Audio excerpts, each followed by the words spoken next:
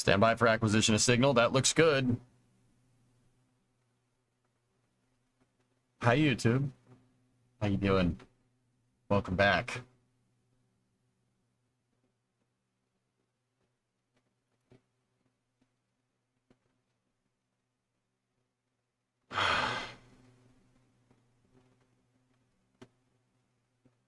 Sure, thanks for pinging over there. Appreciate it. Oh, there we go. Hey, there it is, you little meat. We get signal. What? Main screen turn on.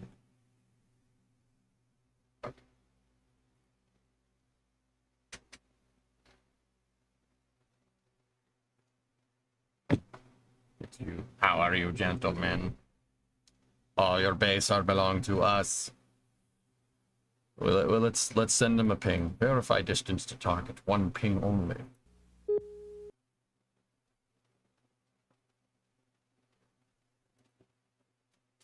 All right. Boop.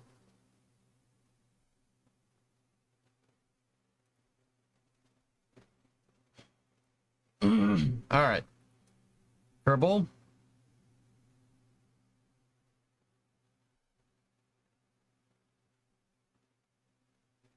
I see an EJ. All right. Cool. Work blocked YouTube live streams. Back to the crappy Twitch mobile app. That is a shame, Cheeto. No, I see it. It took a while. Yeah. It's weird. I had to reset my dashboard and then start and stop the stream.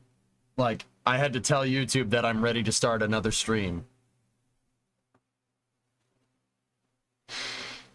It's quite a weird way of doing that, mate. Like, I had to stop it, like, on the dashboard, even though I wasn't sending OBS to it. I had to tell the dashboard that I'm ready to stream again, and then I had to tell OBS that I was ready to stream again.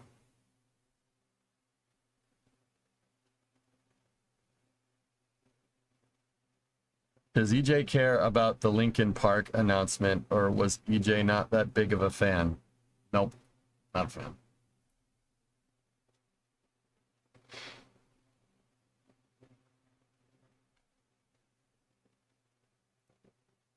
All right, boy, it's time to make some crane and crane accessories. Guys, I'm not gonna lie to you. It might be yeah,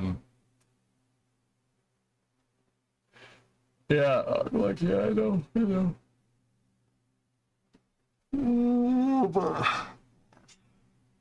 It might be a little slow for your boy today. Might be a little slow. The last two streams were long. Probably not gonna get a 13-hour stream today, just because I have an extremely long day tomorrow. Obviously, we're gonna do another big boy stream, and before that, I have to pick up Primo's parents in Boston at the airport.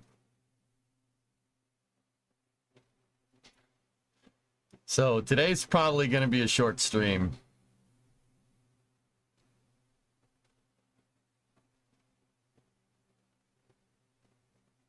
What time did you sign off last night? That's the first time in a while I was off to bed before you went offline.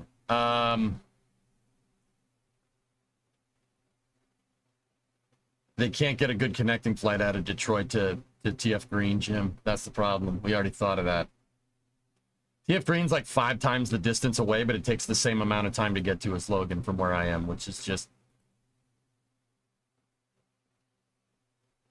Oh, I don't want to talk about it. So, we have a very long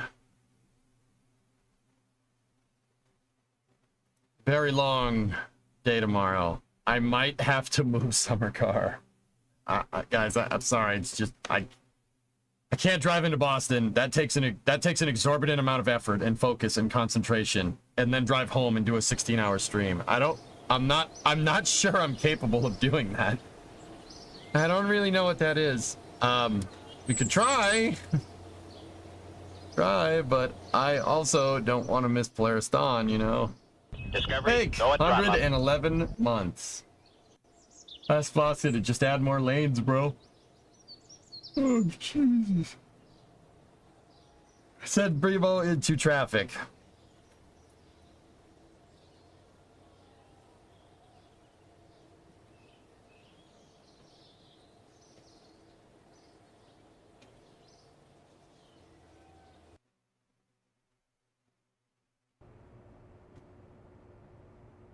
Wait, I'll send Geek. No. No, no, we're good.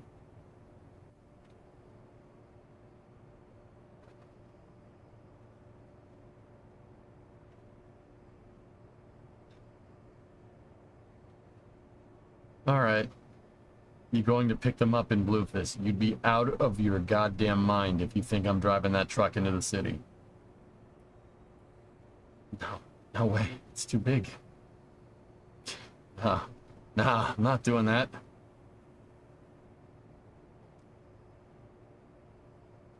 Put a snowplow on it, it'll be fine. Take Geek's Camaro. I'm gonna hang up. I'm gonna hang up.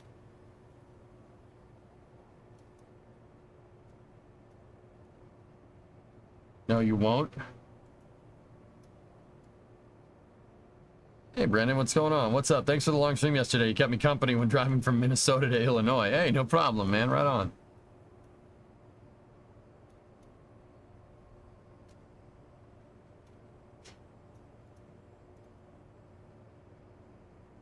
Let me click it.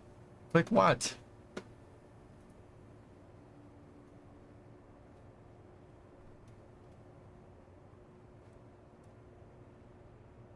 Discovery, go at throttle up. Oh no!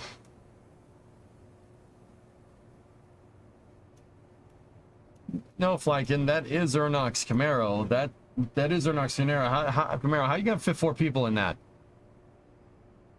How you gonna fit 4 people in that? I'm 6'4". Bree's 5'10". Her parents are both 5'10" as well. How the heck are we gonna fit in that car? The trunk. Question still on the table. Still on the table. Oh, that's not, there's not a lot of space in there. Remove the roof.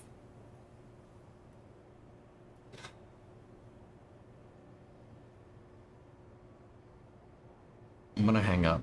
I'm gonna hang up. I'm gonna hang up and go back to sleep. I'm gonna do it. I'm gonna do it. I'm gonna do it. I'm gonna do it.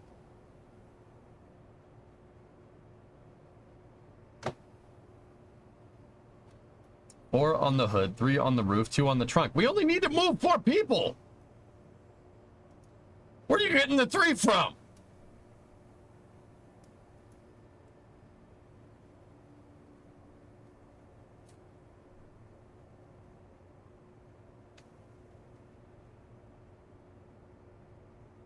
I will shut Kerbal off and I will play workers. I will do it. I will do it.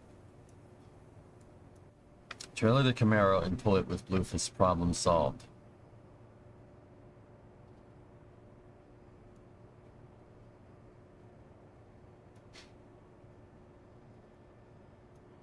No, you guys want to play workers. Now I want to play Kerbal. Oh no, how unfortunate.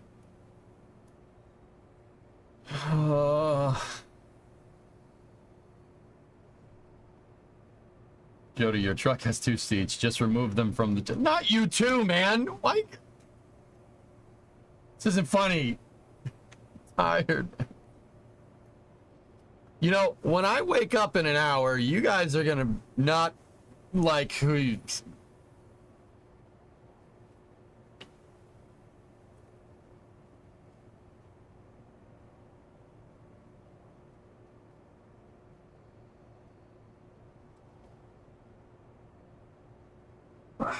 You drive with the doors open and 2 people can sit there.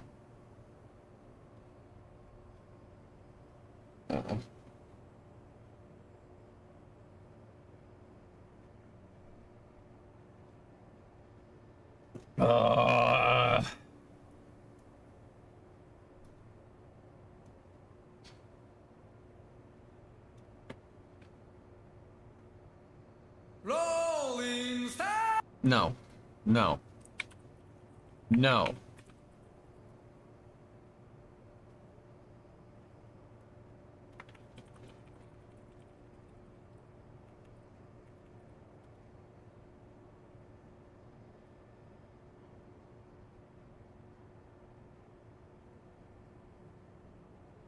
How much do you think Microsoft Windows is worth?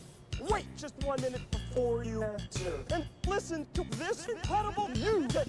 Windows, Windows, Windows, Windows, Windows, Windows, Windows, Windows, Windows, Windows, Windows, Windows, Windows, Windows, Windows, Windows. Makes me happy.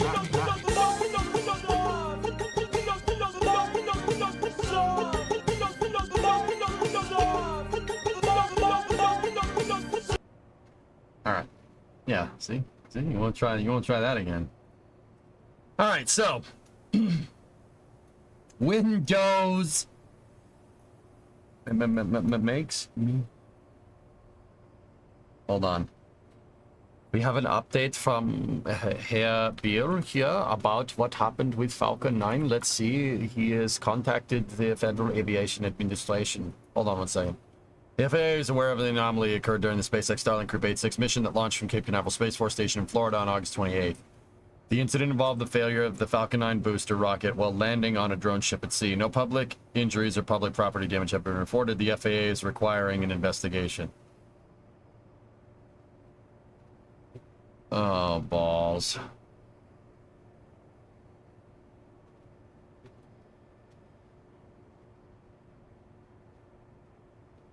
Longboat, you rang?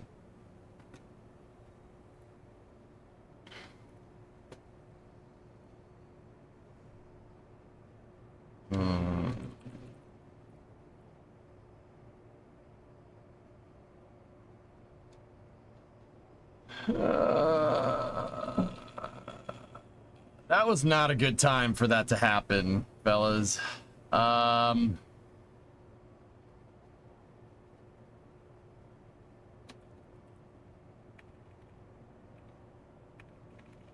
Let's retweet it. Reseed it.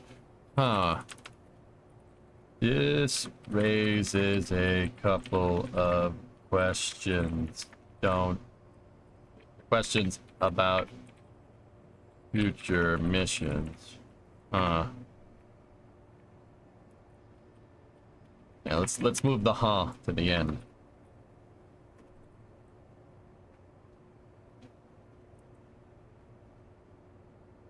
Or does it? I don't know. Nah, that's a crappy tweet. I don't want that.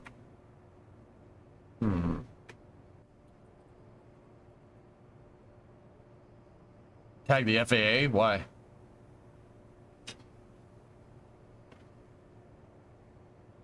It raises a couple questions about FAA authority.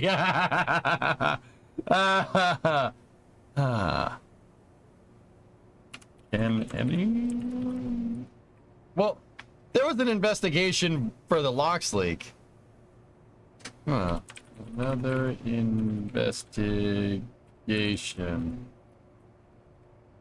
No, that sounds like I think Falcon 9 is junk. I don't want to do that. I'll just retweet it. I don't have anything interesting to say. Okay.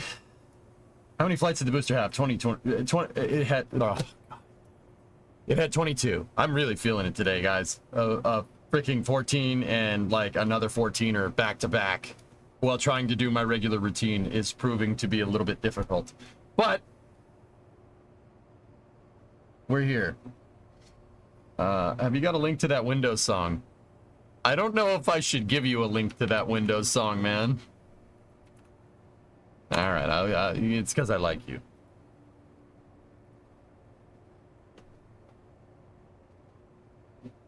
Please don't. Oh, serious. No, don't you love it? The Windows song has been weaponized. We enriched it. Okay. There was an investigation for the LOX leak because it makes sense when it's in the middle of a mission. A rocket landing in the middle of the ocean has basically zero effect on the mission overall. Disagree. If it's an engine problem, then it absolutely does. Just saying. And I think it's an engine problem. Remember, okay, so it landed hard. Why? Why did that thing come down hard? We've seen 270 plus prior landings where it didn't do that. What's the difference? What happened? This dude, this is the stuff you need. This is one of those things that you need to be anal retentive about. What a person thinking before they tweet. Yeah. Yep.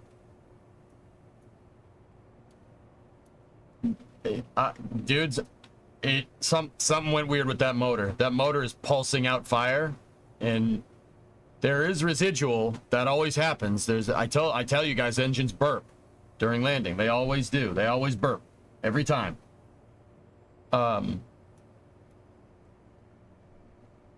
That one looked like it burped too hard. It was a vintage booster. Prove it.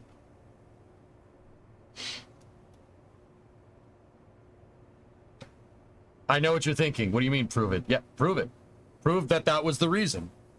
You can say the boosters had 22 prior flights, but that doesn't prove dick. That doesn't prove anything. There was way more fire there than normal. Rage, the more I look at that footage, dude, the more I'm thinking something went weird with the motors. Why would the FAA conduct an investigation? Because you're right, Hellfish. Why? Why would they do that? That makes no sense. Unless there's a problem with the engines. If the landing leg snapped, I don't think they'd care. They didn't care when it happened at 10:58, but then again, it didn't happen during landing. Now did it? Because the engines weren't involved. If your main engines have a potential problem with them, you need to look into it. You have to. There's no getting around it. Does this investigation mean Falcon 9 is grounded again? I'm a little confused. That's my question, Scott. I'm not 100% sure. Yeah, I don't know. What type of investigation are we talking about here? It's really, really interesting to think about that. But, you know, when the hardware is telling you something like exploding on the landing ship, you probably should be listening.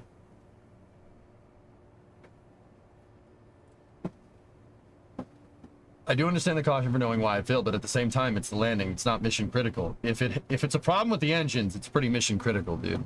Like, I'm sorry, I'm just telling you how I would think about this, man.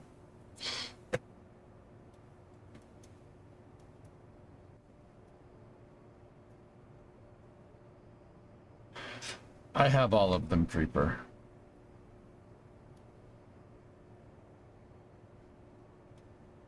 You know, you have to prove it. Gotta prove it.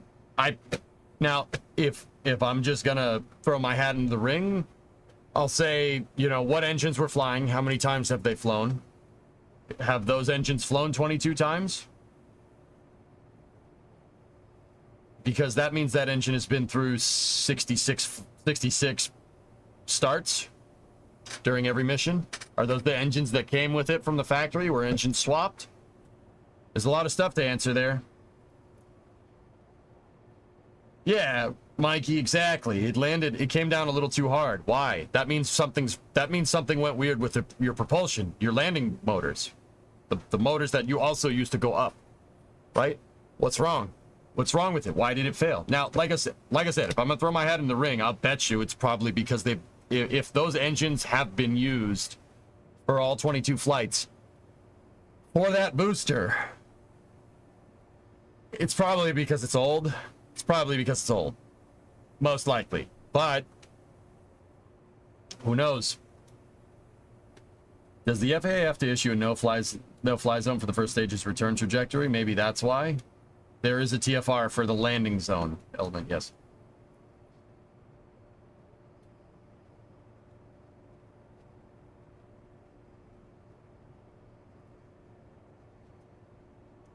Yeah, once again, fellas, I kind of agree with you that it's probably because the thing is old. I bet you that's the reason.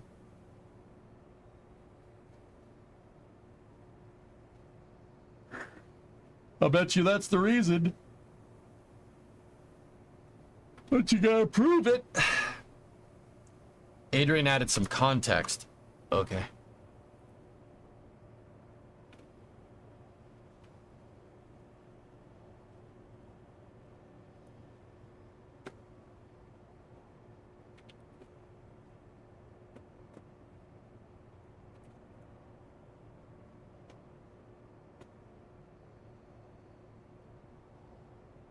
See a lot of people wondering why this has not happened in the past. In 2021, Falcon 9 was still operating on the old mishap criteria. The new ones state permanent loss of vehicle as a mishap reason, while the old ones did not do it that specific.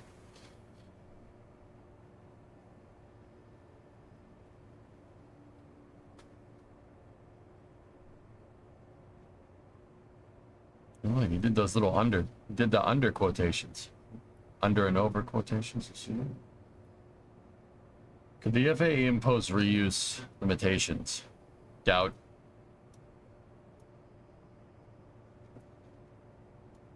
Well aged, not old. Touche. Oh God. I'm trying to get the motor running. It's not working. It's not working. It's not working. No, I did that by accident, I swear. There we go. Summer car. Pick up right where we left off.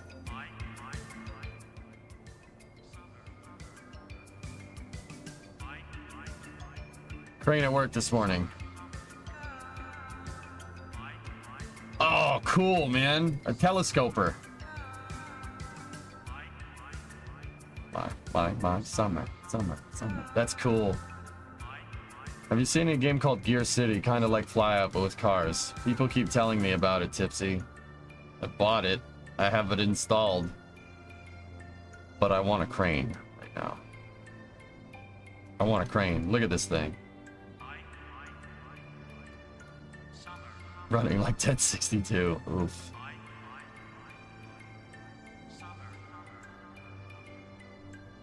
Hey, Exo, yeah, if a plane crashes during landing, no matter how big or small, the FAA and the NTSB are involved. Now, I'm not 100% sure that that formula really works very well with rockets, because SpaceX,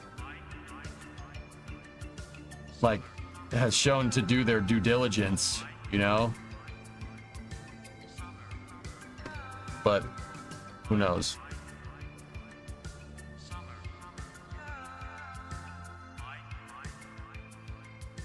Sure, but they don't generally ground the whole fleet unless it's serious. Good point. Which crane do you try to model? This is a telescoping roller crane. Kind of based off of, I'd say, an LTM 11,000 Liebherr. Most likely. Mike. Summer. Super fine.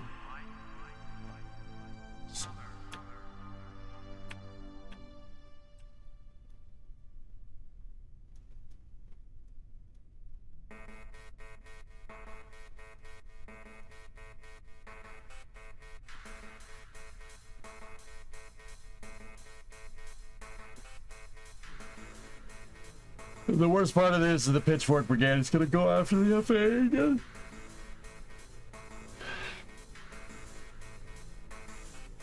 Somebody always gonna be mad about something, dude.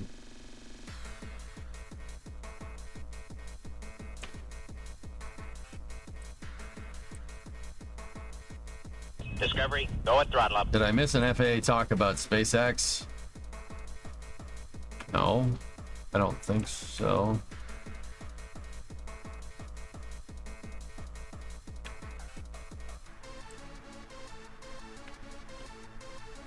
The FAA is conducting an investigation into 1062's landing failure last night.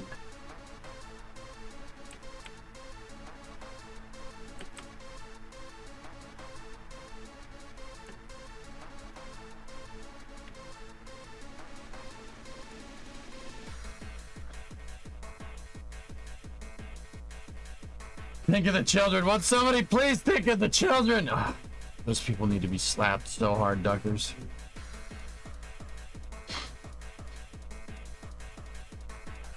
They have to go to the bathroom. Once you think of the children, they have to go to the bathroom too.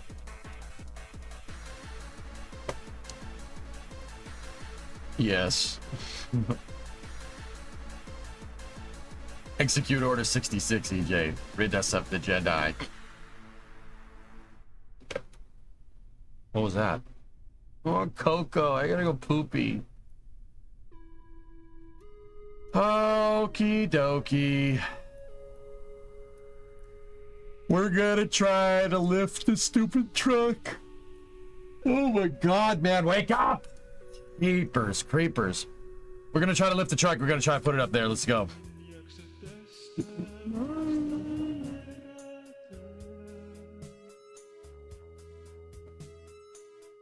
I have some work to do. How long do you think it will be until this crane runs? I don't want to miss it this time. Man, you douchebag. Wow.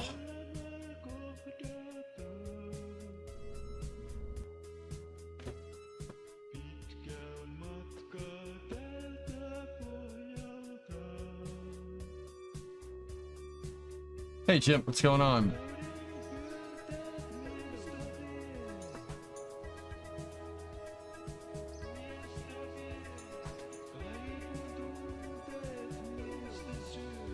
Adrian put out another tweet. Looks like Falcon not. Uh-oh.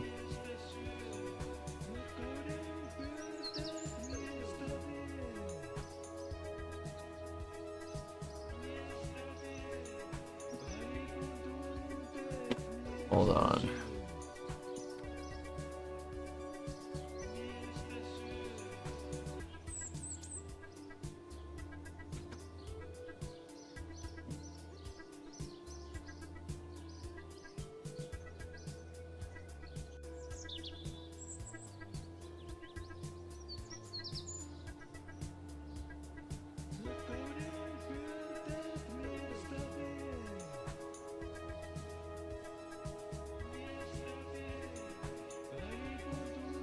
Are you covering the launch in space news today?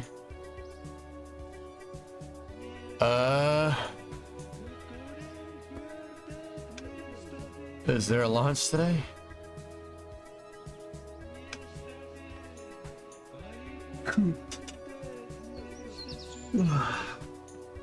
We'll talk about the Starlink mission last night, sure.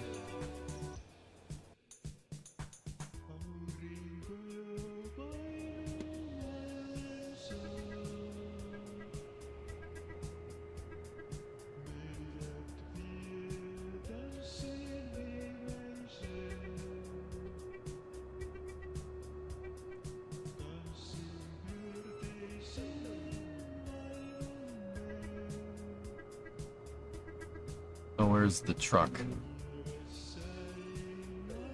What's the mass of this thing? 21 tonnes.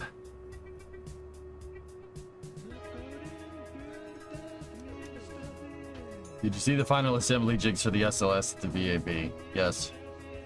They were linked late last night on stream. Yeah, man. I saw them.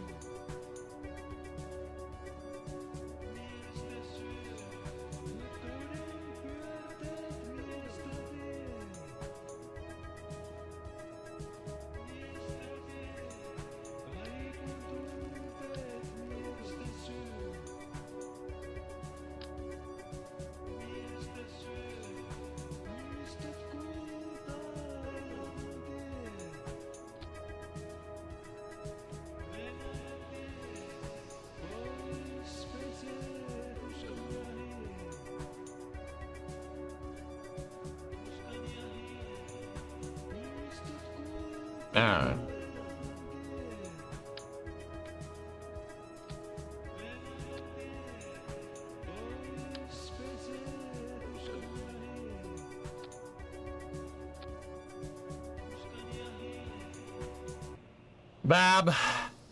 Bal. Bab.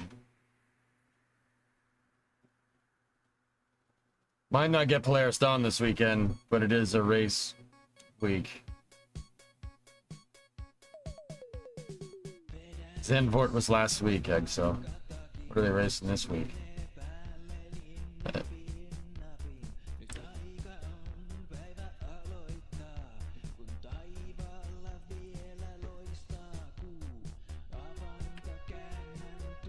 Is it Monza? Forse Ferrari. The USAF is back on Tinian. technically they were never there.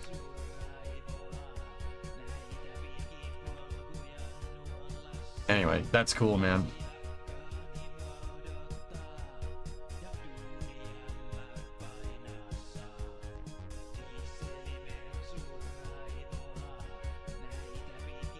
That's cool. Frickin' Tinian, man. That's weird.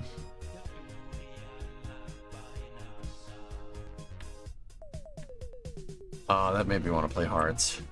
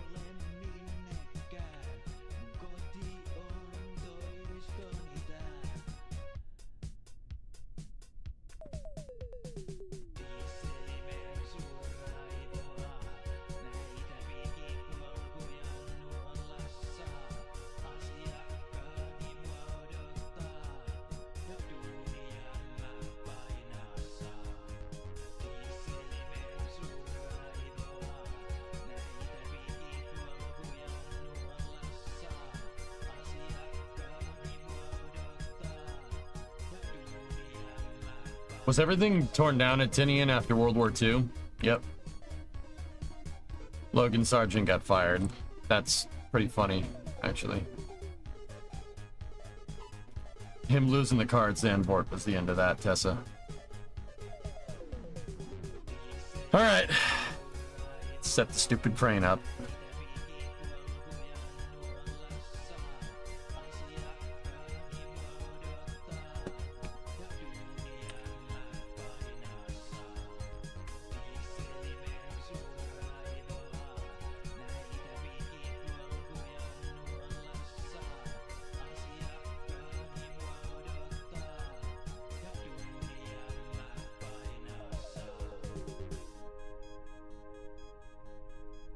Don't listen to him, Crane.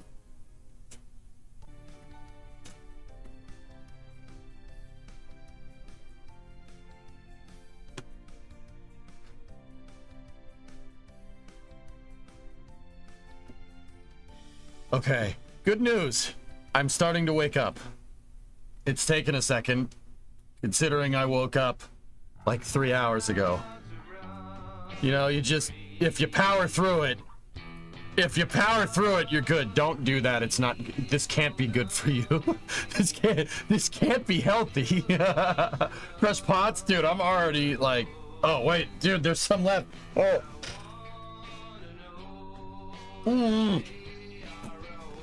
Ah.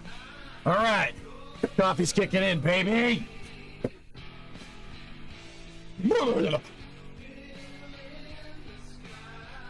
You're not powering through it. You're gonna crash so hard it's gonna be epic. Mom's gonna crash harder than Logan Sargent. Got him. Got them.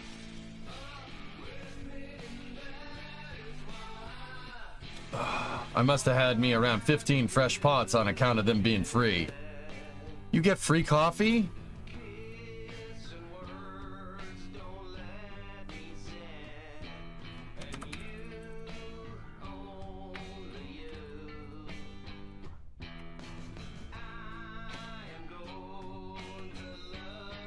Didn't you? Wasn't I a Logan Sargent fan? No. No, never. No, never. I could have told you that was happening. You're gonna crash harder than 1062. I was waiting for someone to make the damn joke, dude. And that's how you know I'm waking up. Because I'm like, someone's gonna do it. Someone's gonna do it. These mother... Ugh. This is your fault. You pooped the money bed, my friend. How many pots do you have this morning to wake up? Just one cup. Your F1 manager playthrough says otherwise.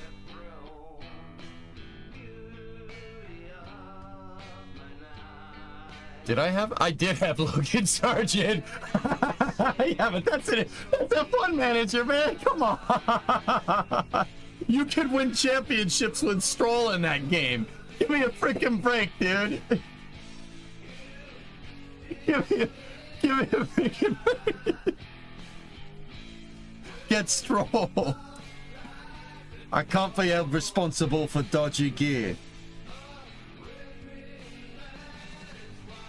Did I? I thought I had Antoine Hubert or Anthony Hubert. That's the one I wanted. I wanted.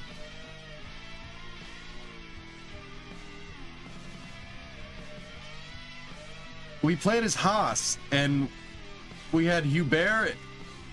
Oh crap! It was Logan Sargent. Whoops. Speaking to his performances, dude, when he crashed a car in Zandvoort, I was like, okay, that's done. You can only cost the team so much money before they're like, get the frick out of here, man. We played as Haas. Well, that's your first mistake. I won a couple of races as Haas, dude, on the highest difficulty settings. I miss Polaris Dawn. Do we know why it's scrubbed? The recovery conditions were no good, Phoenix.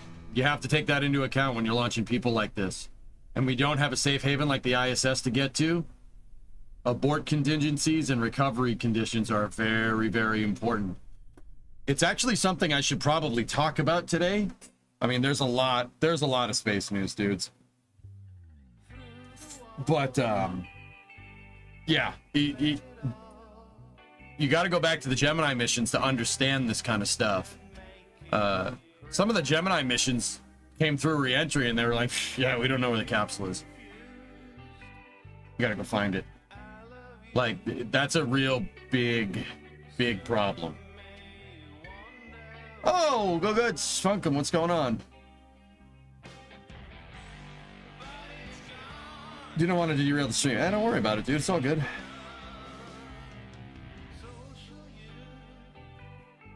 I never thought I heard of an abort to the ISS before. Sounds weird, but it makes sense. Yeah, even some Apollo missions came down. There were reasons why it didn't come down where they thought it would come down. But yeah, they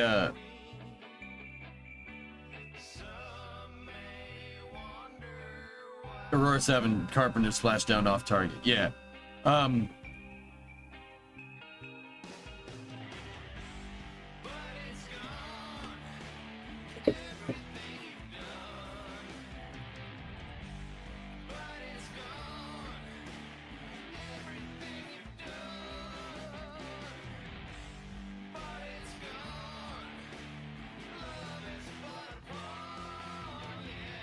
So it's not just about, you know, like recovery conditions for the booster, recovery conditions along the coast for the aborts. It's also where the weather's going to be the next orbit and the next orbit and the next orbit. This is a super dangerous mission. I cannot tell you how absolutely ballsy this mission actually is. You got to be careful. Pays to be careful. Is that a return parachute-based spacecraft? Yes. Capsules can't turn. Well, they can, but they don't have what's called good cross-range capability. So, like, where their orbital track is, if there's storms there... Alright. Now, I'm not saying we had a vehicle like this that, you know... could just fly around the storms, affording it way more recovery opportunities.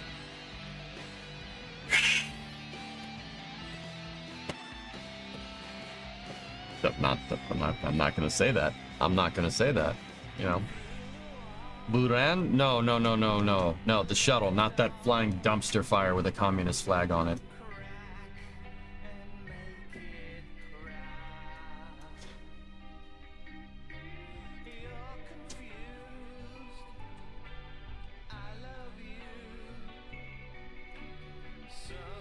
All right. The shuttle had like 1,000 miles cross range, 1,000 nautical miles of cross range, that's nuts. Capsules have ice plate. I've heard a couple people talk about it on X when I was browsing it this morning before I woke up, because yeah, I woke up to about like 10 or 20 DMs about, hey, the thing exploded. I'm like, what thing? Oh, that thing. Yeah. Okay. So, yeah, capsules have like 100 miles cross range, maybe. Something like that, Panta. No, EJ's just grouchy, but Round is alright. It's an alright piece of equipment. Alright, we gotta start attaching the rigging for the crane.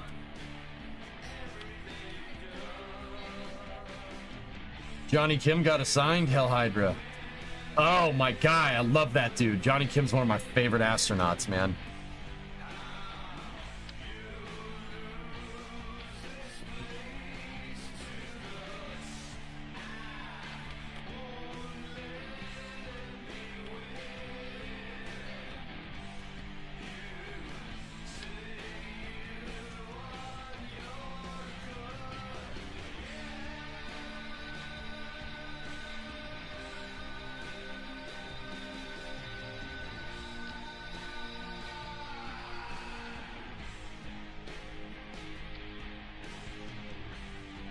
We're setting up the crane here.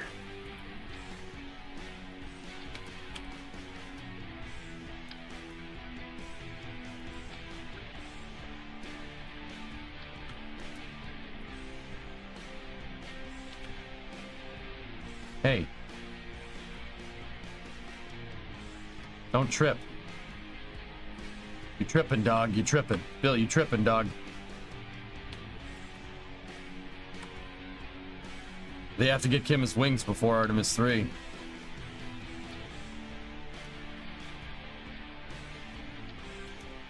Yeah, he needs to be the guy that gets us to the back to the moon. Like Kim is just that guy is the man. If you guys don't know about Johnny Kim and who he is he's an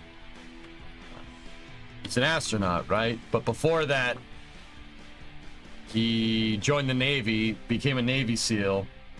He served on the same SEAL team as Jocko Willink, if I'm understanding that correctly. And not only was he a Navy SEAL, he was one of the hardest jobs for being a Navy SEAL. Jocko Willink was a radio guy. He was the radio man, right? I'm pretty sure that's not what it's called, but Johnny Kim is a combat medic.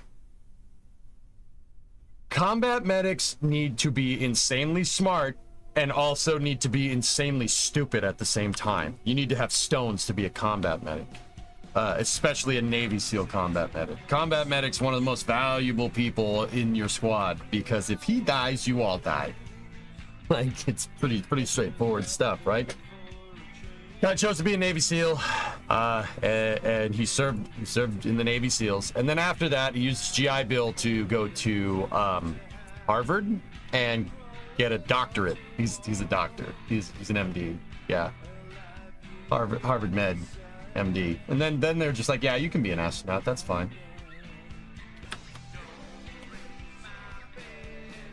Yeah. Ashley, what's going on? How you doing? I like that Pepe emote, very dank. No, and man, my cousin's a combat medic. One of my cousins. I got a lot of those. Italian family. What do you want? One of my cousins a combat medic. The guy's absolutely nuts. Like, the good kind of nuts, but also he's very smart, but also combat medics willingly run into the line of fire. Like, you have to be kind of nutty to do that, right? So, yeah, Johnny Kim, I can't think of a better person to get us back to the moon. Like, seriously. If you get hurt, he'll be, yeah, like, he'll figure it out. It's fine. Guy's cool under pressure. All good. Like, that would be a really good idea. We should do that. Hope you're well. I just heard a 1062. Elisters, I'm feeling it today. I'm feeling it a little today. Here's the thing about streaming, dudes. I had somebody believe it or not, this isn't my own thought. I was at a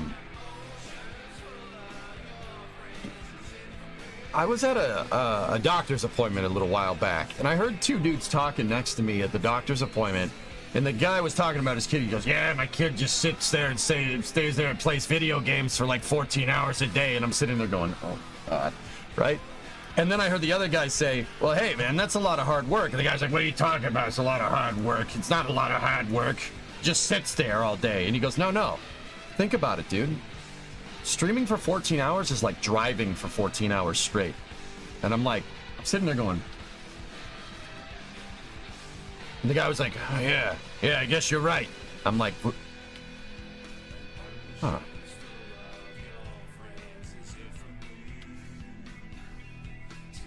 Huh.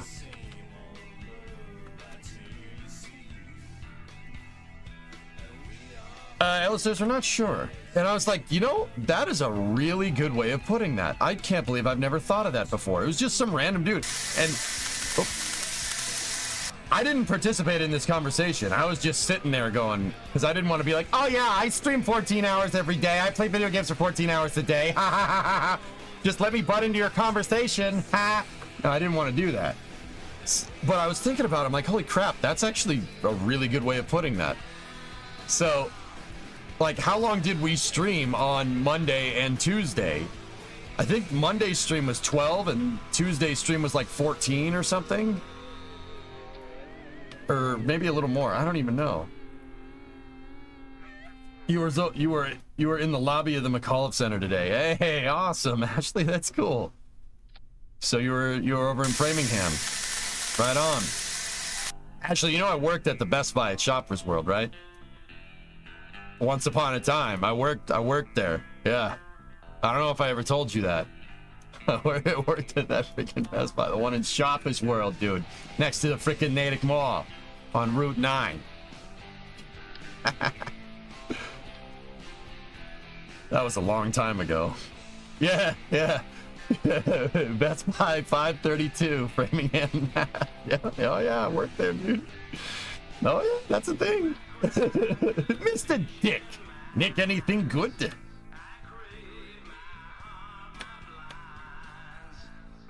Oh, shut up, Aborbe. Hey, dudes, you remember that place? Yeah. That's not funny, man. That's not funny. Why would you say that? All right, we gotta lock these puppies out here.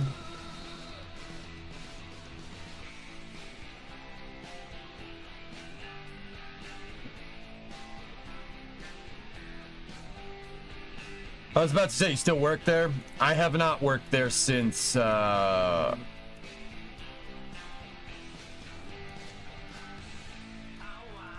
so when the hell did I stop working there? 2015? Early 2015? Or no, mid 2015. I haven't worked there in 9 years. Yeah. I worked in the warehouse back there. Since the incident. No, never had an incident. I just, yeah.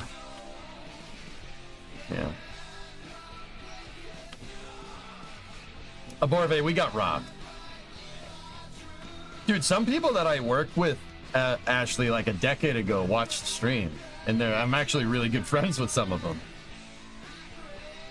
He worked at the Geek Squad standalone store in Santa Monica and at USC. It's always money in the Geek Squad stand. Wait, no. Big deal at Christmas time.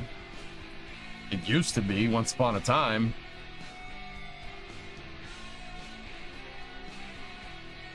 There really isn't, though. Yeah, Ashley, I worked there. I know Framingham very well. Yeah, that's, yeah, old stomping grounds, dude. All along the Route 9 corridor from Chestnut Hill to Framingham. That's where I grew up. Oh yeah. Did Geek Squad get commission at Best Buy? I don't know. I never worked Geek Squad. I just worked in the warehouse and lifted things up and put them right back down. Hello, Sean Doherty photos. How are you? I'm gonna be working at an event on Sunday 3 to 9 at the McAuliffe Center. Right on. Your Best Buy closes at 7 p.m.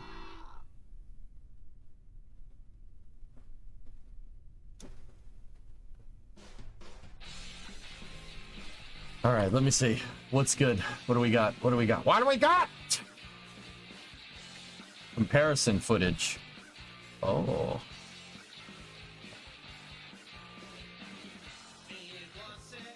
Rockets are awesome. I like rockets, astronomy, and anything space related. Like doesn't equal endorsement. Okay.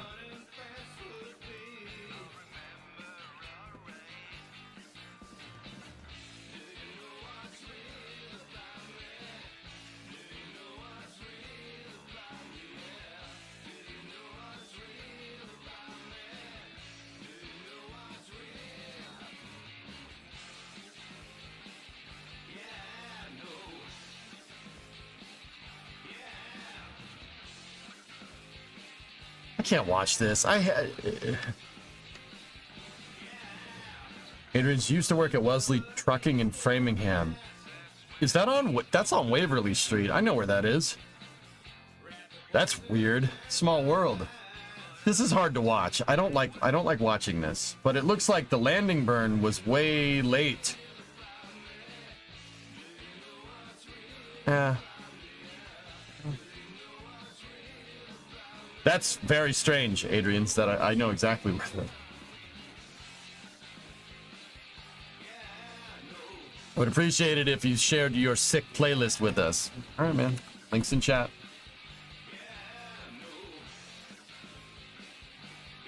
$10.62 had a hard landing, dude. Hard landing. Snapped a leg. See the back leg? Oh, that's so freaking difficult to watch. I can't stand it. I can't watch this, man. I hate seeing this. I hate seeing these things explode. And you know, arguably it's good for business. You know, this is a great story and you get to talk about it, but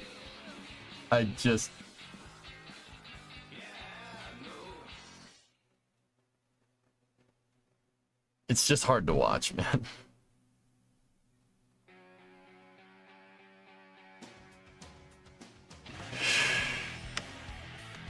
Jens is last, or never mind. Acceptable losses.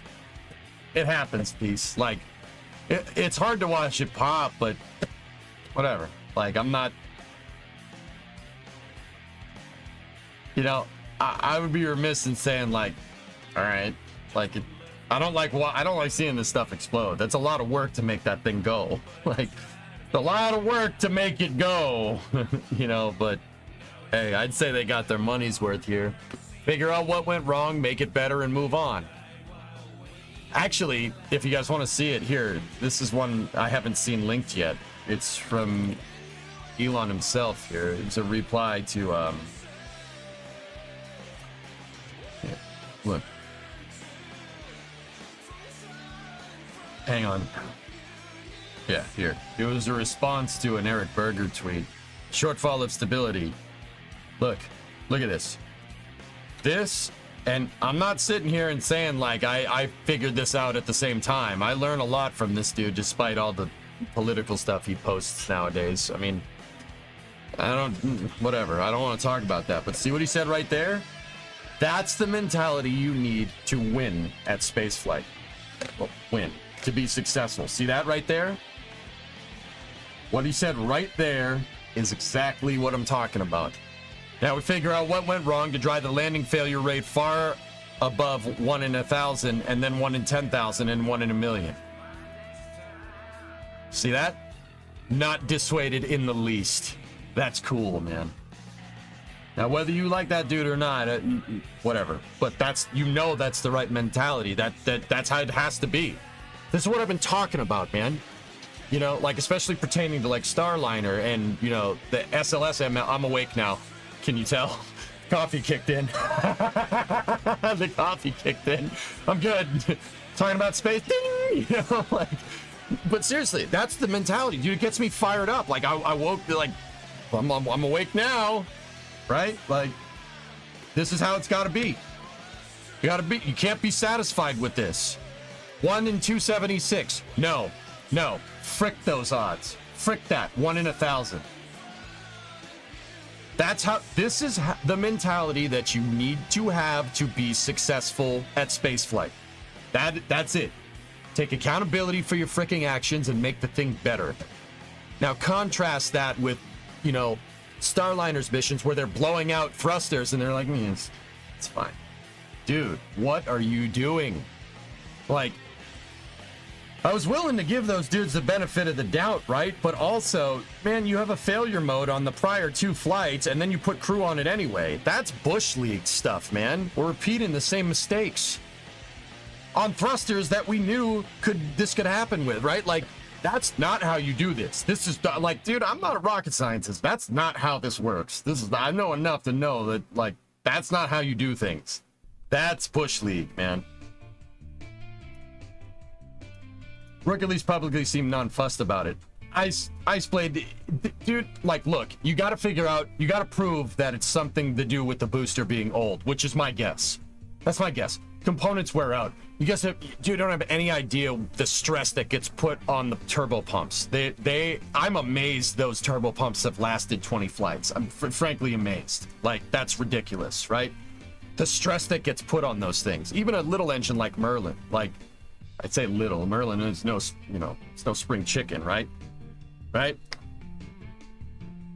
Failure's part of the game. Yep. Minimize safety, minimize human injuries, right? And failure is part of the game, right? Exactly, right? This is why there are SpaceX fanboys and Boeing haters, because Elon strives to make things better. No, geek, you know what, man? I don't mind people being fanboys. What I try to do is understand why they are. You know what I mean? And I think I can understand that. But I also try not to be a jerk about it either.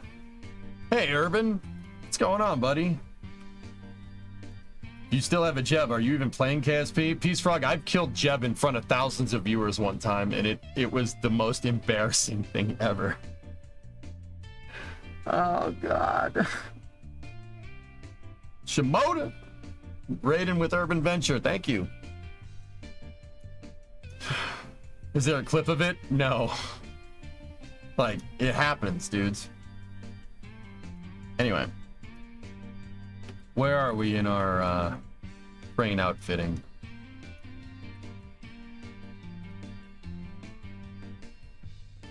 Radio Freak Urban. Good morning. How are you?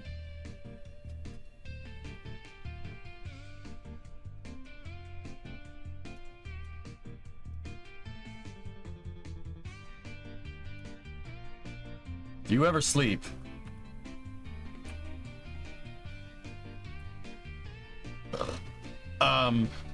I'm not gonna sit here and pretend like I am not absolutely feeling it today, Urban. And that's mostly because what time did I go to bed? Like 3:30, and I woke up at like 9. It's not a lot of sleep, but it's some sleep. And the dog woke me up in the middle of the night because he had to take a dump outside Duncan. My mind Pavlovianly wants more coffee. Anyway, Urban, thank you very much for the raid, buddy. You guys follow Urban. He's a good streamer. Good dude. Top bloke, as he would say. He's a top bloke. He's also a Ford guy. He's also a Ford guy. We're friends. Give him a follow. He's a good streamer. Anyway, Urban, thanks for the raid, man. How are you?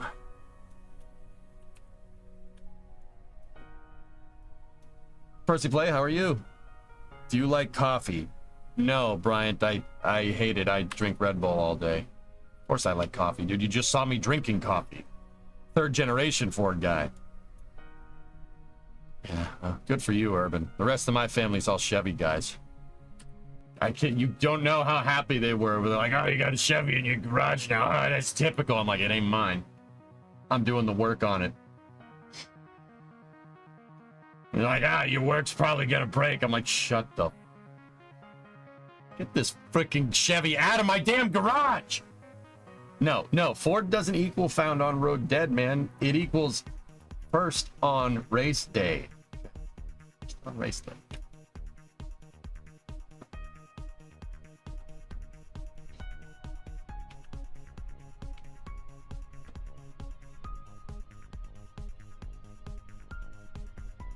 Yardnit made an appearance last night, Sam. Real late, but he did. I joke, but 90% of all Fords sold are still on the road today. Ford make a good automobile. I have my reasons for not liking Chevy. Guys, let me put it to you like this. I don't mind any Chevy pre-2008.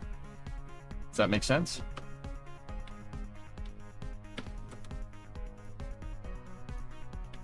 %, the other 10 made it home. Oh, I don't like you. Oh, I don't like you right now. I don't like you. You got me there, and I don't like it. I know what you're doing right now, and I don't like it. At least you don't have a Jeep. I've worked on a Jeep. It was an experience. When I think of Ford, I just think about how many F-150s I see not being used for truck stuff. Jody, nothing bothers me more than seeing a truck drive down the road with low-profile tires. Kills me. It kills me, dude. It kills me. This crane has the arm thingies behind? Oh, Ivan, you gotta see this thing work. It's pretty good. 90% of trucks aren't used as trucks, and that bothers you. Yeah, Bob, I'm with you. Trucks are a utility vehicle. You want a ride that's nice and spacious? Well, we don't make that anymore. Everything has to be a Euro touring Nürburgring and nonsense 8-minute Nürburgring lap crap. Can't stay. I hate it. I hate it. Dude, where's the comfortable car? I just want a comfortable car when I drive down the freaking road. Anyway, yeah, half-ton trucks, quad cab, short box. That's an SUV with a pickup bed. I don't do that. The only short bed truck I have is the one you see on the screen over there. And even then, I use it to move stuff when it's working. The transmission's leaking right now. I gotta fix that. That's mostly my fault. I haven't been around since they've been out, but what's your opinion on CT?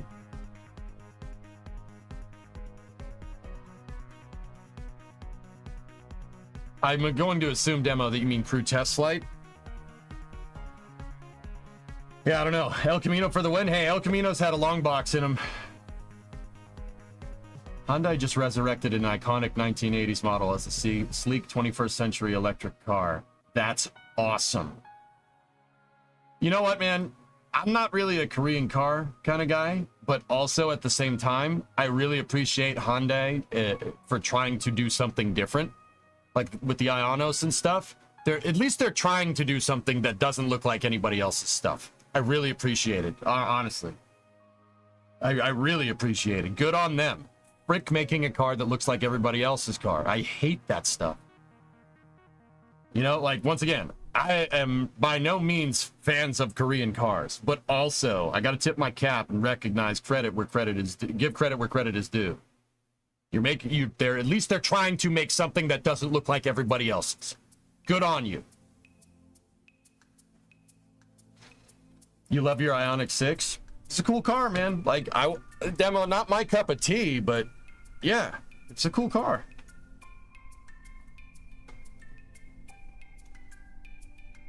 Yeah, there you go. Anyway. 1978 Continental. The pros and cons of one of the largest, most absurd American cars in here. It's not absurd. It's a luxury car. It's a luxury coupe, man. Ah, dude, I wish we went back to making cars like that. Where's the electric Lincoln Continental, Aqualux? Where the hell is that? Like, dude, electric cars have to be big because they're heavy. Like, they have to be big. You got to get that whole battery in there. One of the largest, most dude, where's our EV Continental that's the size of a boat and goes faster than a freaking muscle car? Where is that, man? The heck, Ford's missing a golden opportunity here. Oh, look at that. See, it's comfy. It's comfy. It's not supposed to be some Euro touring coupe nonsense. Look at this thing. Oh, look, dude, it's like riding around on a couch. It's fantastic.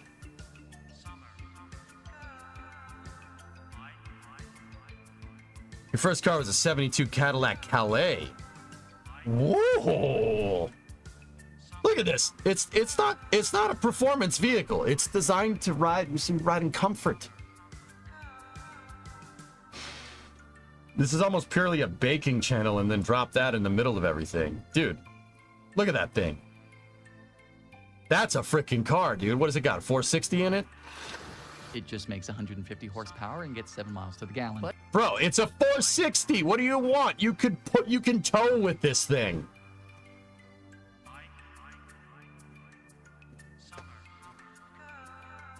Last, please. Did you know there's a beast that makes a Windsor short block with Cleveland heads called the Cleavor? I'd known about the Cleavor for some time, Helpers, yeah. I learned about it on Engine Masters. Yeah, Cleavor's very interesting. 472 with a Holly 4-banger. Yeah, see, that's, like I said, man. I love big cars. I love comfy rides, man. I'm 6'4". I can't fit in a small freaking car. I hate it because I'm like this.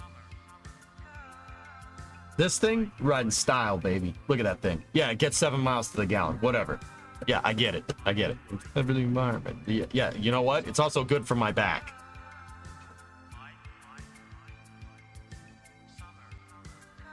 That demo, like, once again, fellas, don't get confused. I would drive a 78 Continental Mark V. Absolutely.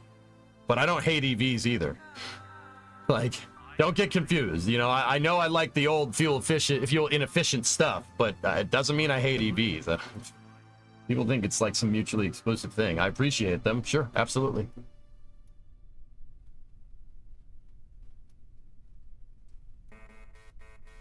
You're skipping all the good things, catches and dislikes. Yeah, I'm trying to build my crane. That's why.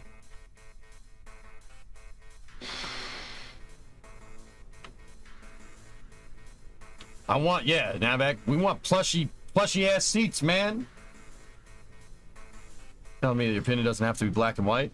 Dude, I think a Model S Plaid is really cool, and I think the Cybertruck's really cool.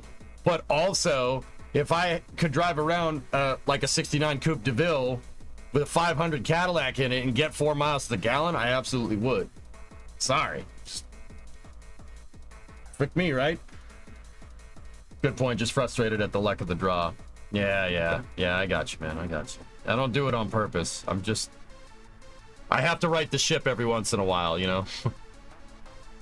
I'm trying to, you know, it says we're playing Kerbal, right? You gotta stick to it. Oh, man, now I want to go fix the Coronet. I have a 69 Coronet. It's like 20 feet long, dude. I love that car. It's got 4 doors, though, but I don't care. Whatever. All right, let's put the arms out. Let's get the rabbit ears open. You'd be justified to hate Cybertruck, and frankly, I think you can make an argument against Tesla as a whole for being stuck on an 8-year-old drivetrain with no interest in moving beyond 400 volts. I guess, Demo, if you want to make that argument, but 48-volt architecture is ace for an electric car. It's frankly ace for any car with all the electronic crap that we put in cars. You ever try to work on a freaking car? You know how many DC to DC converters are in that thing? On like a modern car? It's ridiculous. Frick that. Frick that. Not about that life.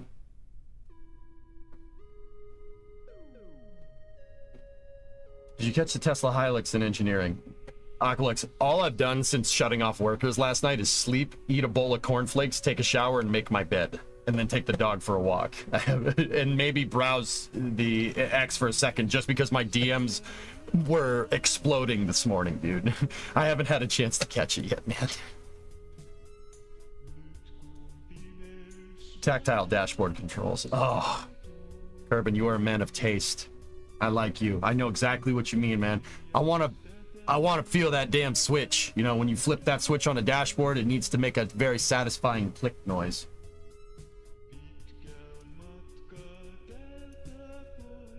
You love for the Coronet, maybe you want to get a Falcon for the longest time. Falcons are cool cars, Steve, and they're on a Mustang chassis, or should I say the Mustang's on a Falcon chassis.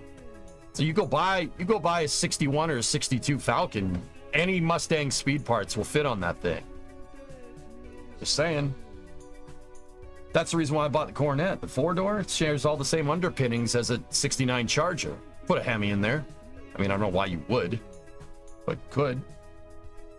Talking about the drivetrain specifically, the Ionics have an 800-volt battery system that decreases weight from wiring and increases maximum charging power. Okay. Anyway.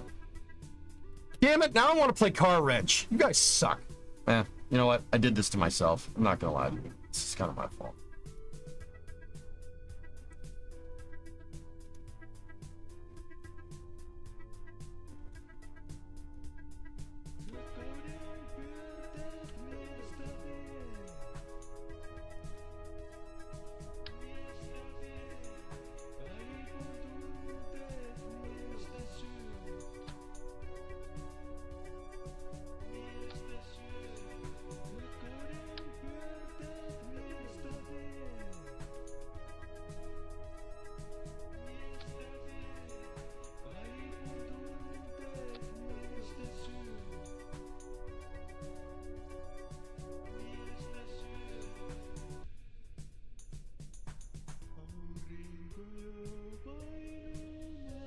All right. What's the next step?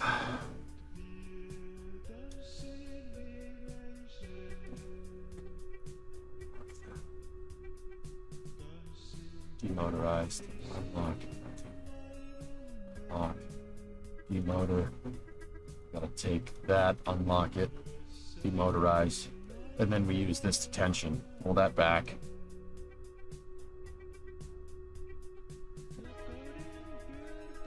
Perfect. Pendants are tensioned on the back.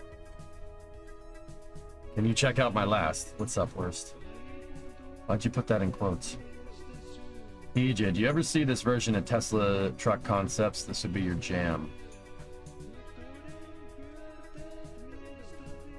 Doesn't look too bad. It looks like a lifted Model S. That's cool, though.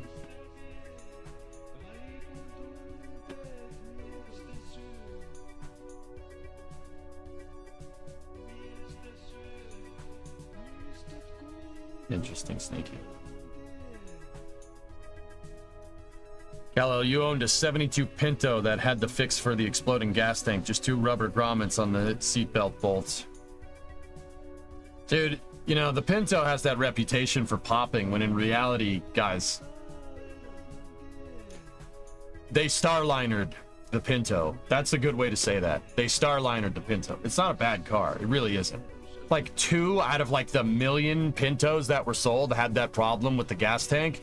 And that was a very, very, very, very, very, very, very isolated failure mode. Like, it's very unlikely that would happen to any other Pinto. But Ford took ownership of that problem and fixed it. Just because. I mean, they got sued out the wazoo because of it. But hey, whatever.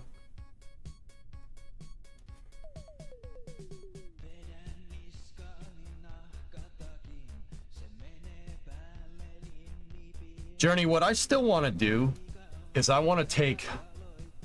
I would really like to take like a 4x4 pickup truck and take the engine and the transmission out, leave the transfer case and the drive axles, and where the transmission is, just put an electric motor. And then put batteries under the hood. Same weight distribution, you're not altering the suspension design at all, and then you have instant torque. You'll probably snap U-joints and break your transfer case doing something like that, but hey, whatever. Whatever. It's all about how you put the controller in. You know? I think it's a good idea. That would be awesome, man. I'd love to do that. You missed your 74 Cutlass with a Rocket 350. Oh. Nice cars, man. You could swap the transfer case with an electric transaxle. Aqualex, the only thing that I'd be worried about is that the transfer case... It might reverse the... I guess it depends on the truck. If the transfer case has both things spinning in the same direction, sure. Yeah, but some of them don't, I don't think. Because of the diffs. You have to... Yeah, I guess it depends on the transfer case. But yeah, in certain use cases, sure. Why not?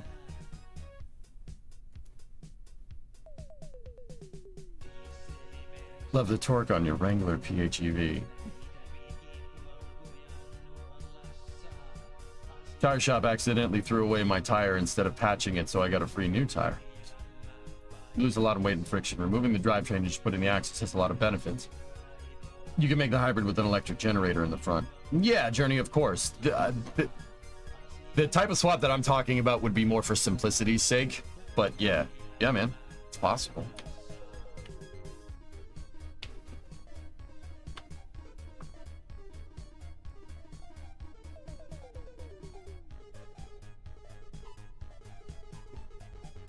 Is KSP still better than KSP2? Boost. KSP2 doesn't exist in my mind anymore.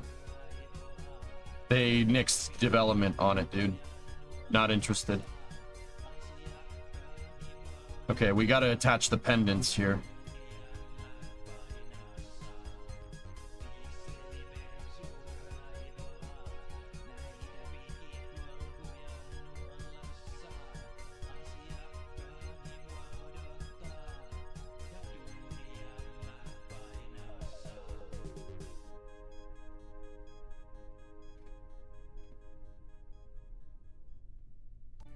Berger thinks this is an hour to days grounding. You know what? I'm inclined to agree with him. Yeah. For those hard-ringing about Falcon 9 being grounded, I don't expect the FAA investigation to impact SpaceX launch manifest too much. It's probably not a week's thing, more like a day's thing. See, Falcon 9 has this benefit going for it, and this is what I mean about flight rate and stuff, dudes. The benefit that Falcon 9 has going for it is that there's a lot of empirical data to prove what it's very easy to figure out your fault tree when you have 300 plus flights, 276 prior landings of data to look through. That's part of the reason what makes SpaceX so damn good at what they do. They just fly a lot. Sorry, the rocket that flies more is always going to be safer than the rocket that flies less. I don't give a frick what anybody says. It's true. Like, why do you think I push Boeing and NASA and everybody else to fly more, not less? You have to fly more. Fly more, not less. It's not rocket science. Or is it?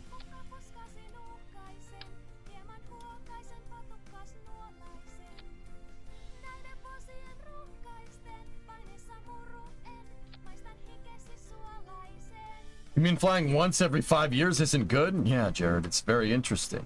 You know, see, Jared, dude, my opinion about waterfall testing when it comes to rockets really has changed over the past 2 to 3 years, especially in light of everything that's going on, like with Starliner, SLS, you know, Block 1B, etc., etc. I don't mind waterfall testing rockets, but waterfall testing rockets only works if you do it on a tight schedule. It's the only time it works. Every time somebody is, you know, tried to do it on a waterfall schedule on a long timeline, you're always going to expose failure modes. And the interesting thing is, dude, like, you know good and well with Navier-Stokes equations that you're never going to get it right. You're never going to be able to predict if a rocket is, with 100% confidence, if a rocket is going to work. You can get close, but at the end of the day, you got to fly. You have to. Like, there's no getting around it. You have to. Flight is the best teacher. Everyone agrees on that. Why would you think flying less would make you better at flying things? I don't understand.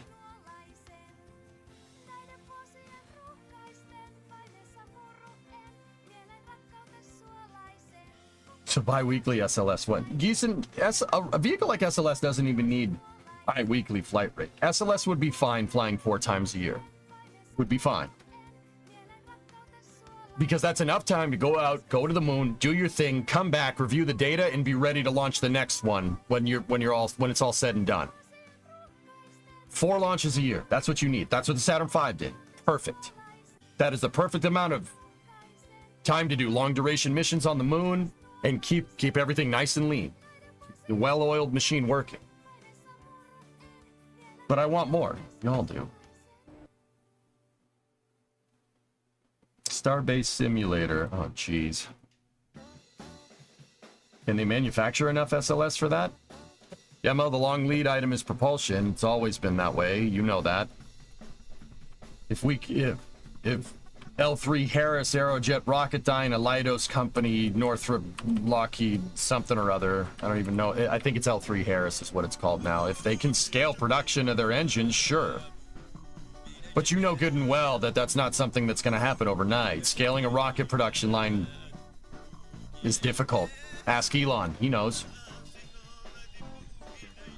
I've flown more than SLS at this point. Oof. Okay, all the pendants are hooked up.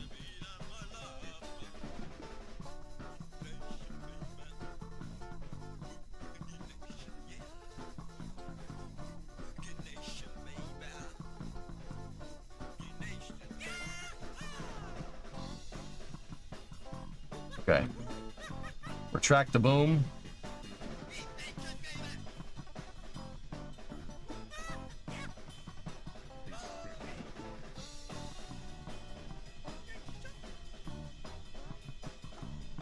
Is it they have enough engines for what, quarter 2 to 5, and yet they still seem to have issues pumping out the rest of the core? Demo. I've learned a lot about this since we've last talked. And look, man, part of the reason why SLS is incurring such a heavy cost is we decided to design a shuttle-derived launch vehicle like 3 or 4 years after we fired everyone that worked on the shuttle program. Yeah, great, you reuse the hardware. That's lovely. All the people that worked on it are gone. Part of the reason why they're having trouble scaling everything is, well, okay, they restarted the RS-25 assembly line, right? The RS-25 assembly line was last working in the 80s. That's when they shut it off, when they said, nope, we got enough shuttle engines. You're trying to restart. You know, they always say, like, oh, everyone says, like, oh, if we remade the Saturn V today, it would, I mean, we don't know how to do it, right? Could we do it? Yeah, but it would be really costly because we don't know how to do it. Yet we sit here and do the same thing with the shuttle, and because the shuttle was more recent, it's fine. I'm telling you, these programs reek of inexperience. It's all inexperience, man, because we don't know how to.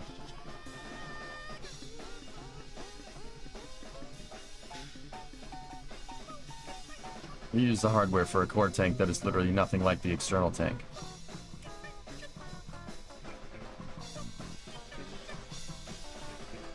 The only reason why, you know, we kind of successfully transferred from the Apollo program to the shuttle program is because there was overlap. A lot of that NASA retained a lot of technical expertise. They retained the same contractors, etc., etc. We did that from Constellation. We were going to do that from the shuttle to Constellation, and then Constellation got canceled, and then 3 years later we replaced it with something else and expected to retain the technical expertise. So what, are these people just supposed to be unemployed for 3 years? Kind of silly, don't you think?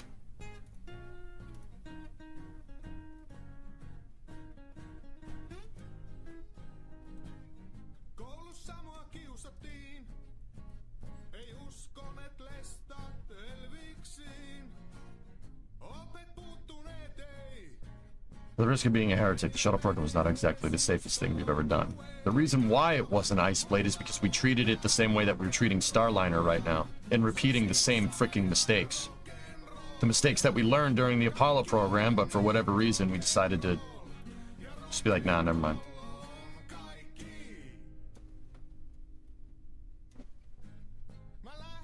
Alright, let's get this crane up.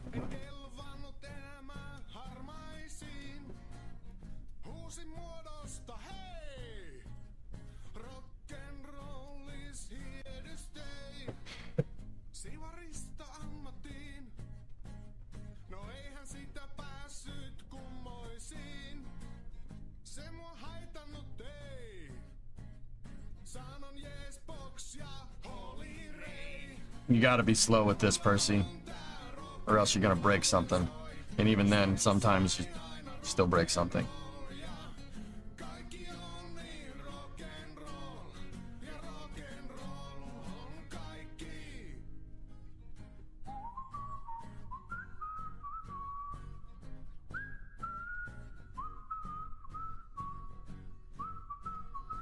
Cool part is that most of the crane came together just fine.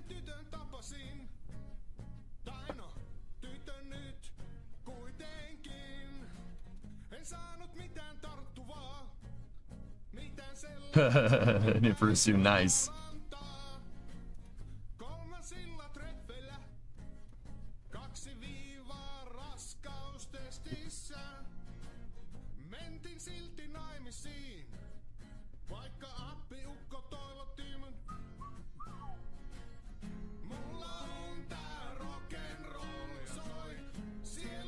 Hey, Chief. What's going on, buddy?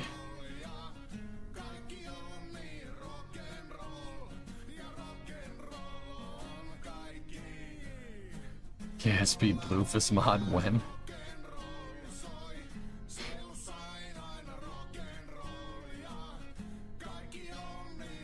Nice.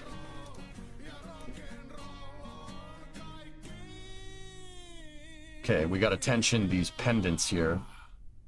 Just came home from work. How are you? All good? I'm tired, Chief. I am... yeah.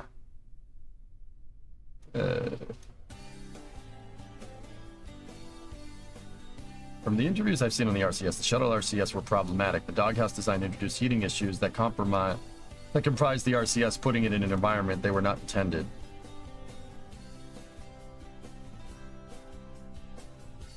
Seems to be the case, Journey.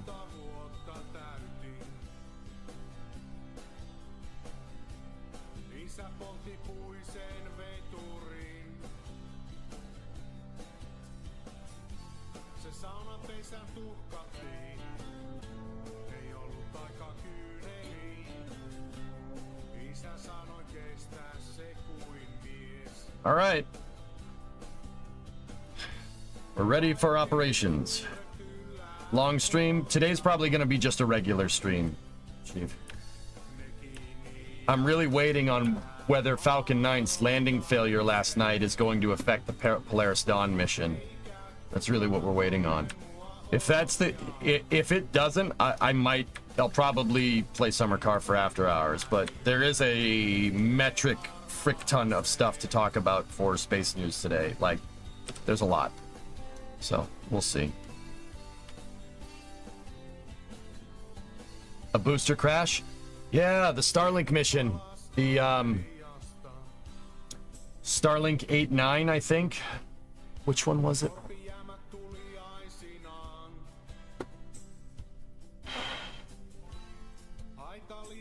Starlink 8-6, that's what it was. Starlink 8-6. The mission went fine, but the booster serial number 1062 on its 23rd flight attempt crashed during landing.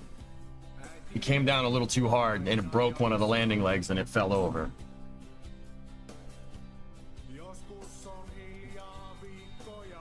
I'm really wondering why it landed hard, because that thing landing a little bit hard... propulsion. What's the only thing that's stopping it from crashing it into the drone ship? The rocket engines.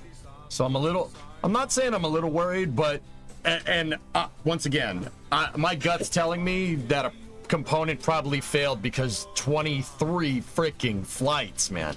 23 flights.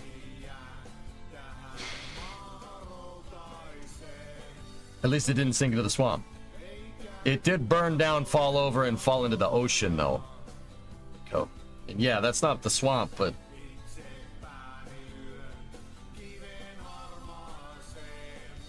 it could have been a wave W. Yeah, sure. The front fell off. The front did fall off. It's 131, Steve, because thrust to weight ratio is the name of the game when if you want to increase efficiency down here.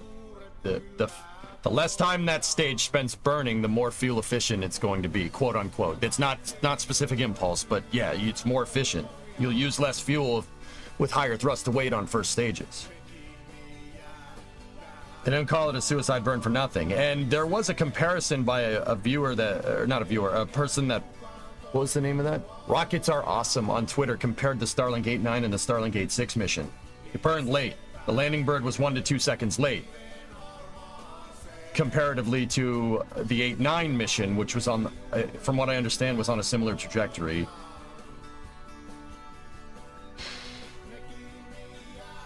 One to 2 seconds late is the difference between hitting the ground and not, or hitting the drone ship. Exactly, Noah. Yep, that's a good way to say that too.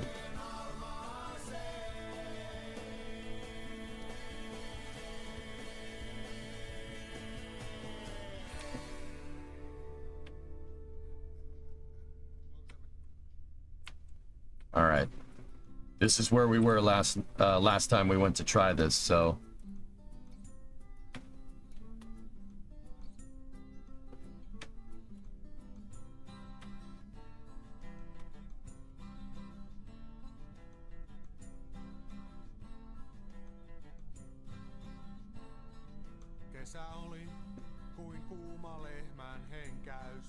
Guys ready? Some kind of hard start or other ignition issue. Honestly, Steve, my gut's telling me component failure. Something probably broke because it's been used 22 times.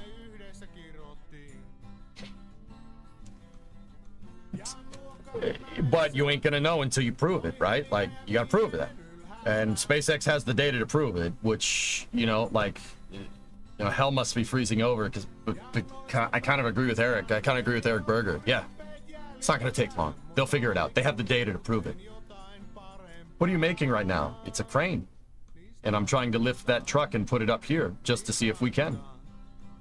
This is basically a stress test for my hinge parts that I made.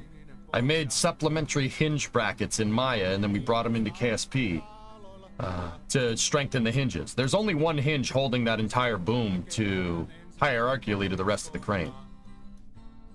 Do we know what's going on with Polaris? Yeah, Woody, I know. So I'm agreeing with that guy. It's like, okay. But he's right. I mean, his coverage of SpaceX is very fair. It's pretty spot on. All right.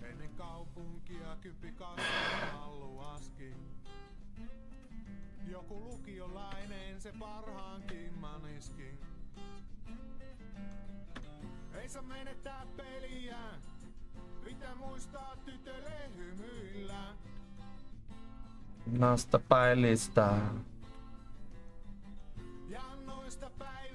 Yeah, it's bad when I know the lyrics to the song in Finnish.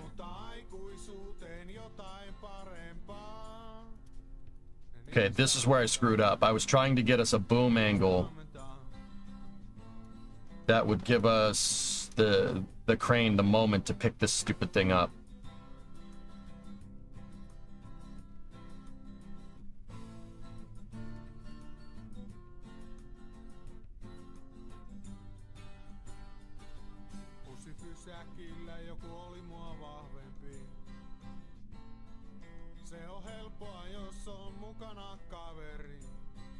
We don't know, Chief. Would the landing failure cause any mission holds? That's the question that I have, dude.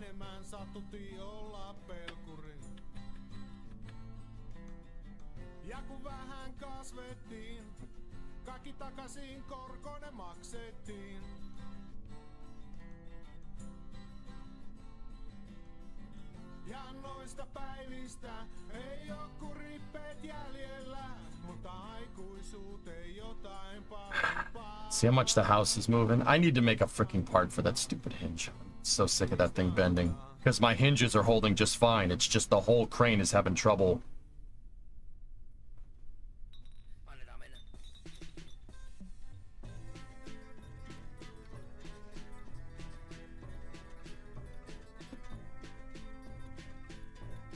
We're getting insane boom deflection too. Oh good.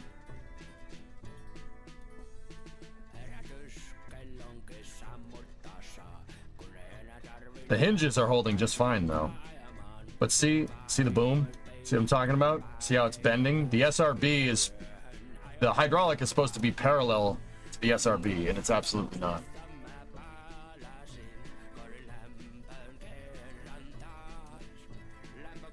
The whole thing is deflecting, and what we're gonna do here is end up making a damn trebuchet.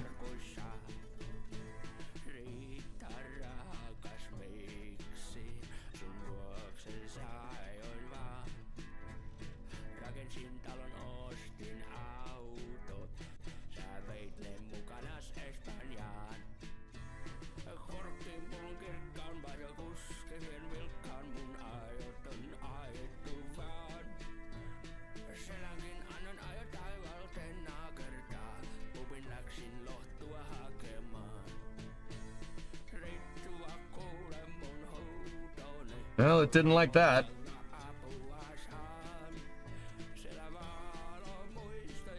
We broke something.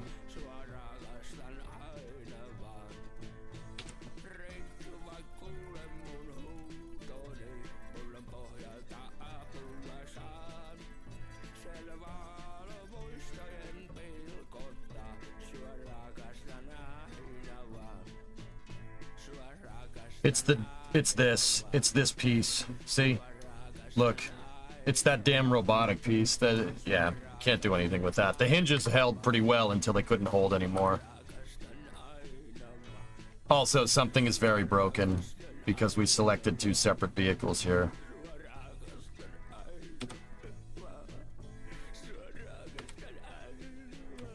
The truck is separated from the crane.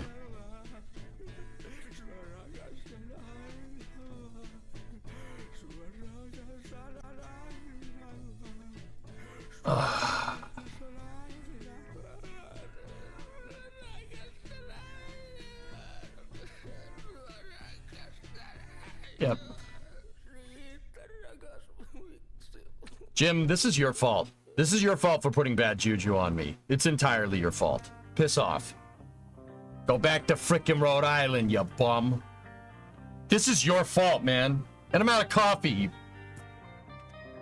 I'm freaking out of dunks, dude. Well, here, I have more coffee in the garage. I'm only kidding, Percy. Don't worry about it. It's a northeastern thing.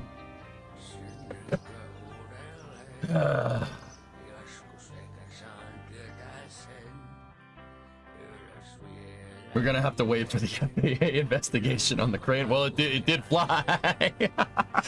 You jack. You really suck. Yeah, so the pin is what's causing me some really bad problems here, guys. The pin is... So the crane is basically in a turret, and it can turn, right? The pin is bending too much. The pin can't bend like that. It just can't. The hinges stayed good until the pin completely snapped. The pivoting part of the crane snapped from the truck there. That's what happened. Because Bill and Jeb were in 2 separate vehicles. I brackets switched between them there. So, yeah, something really, really bad. We snapped the pin, which is death for any crane operator. Remove the pin, just use wheels to turn. New part to make? Yeah, a housing for the M25 probably be good. Do we need a part to hold that hinge as well? I would say probably, Yarg, yeah.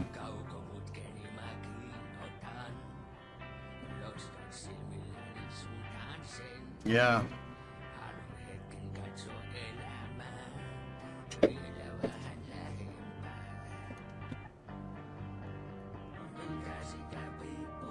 Could you use your hinge in place of the rotating plate?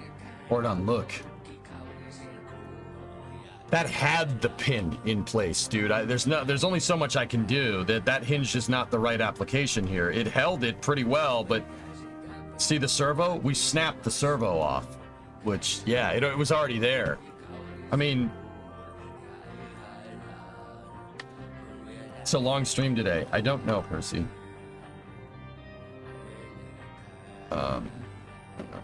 Lincoln.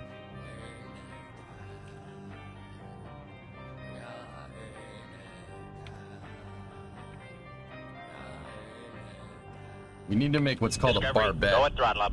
I think.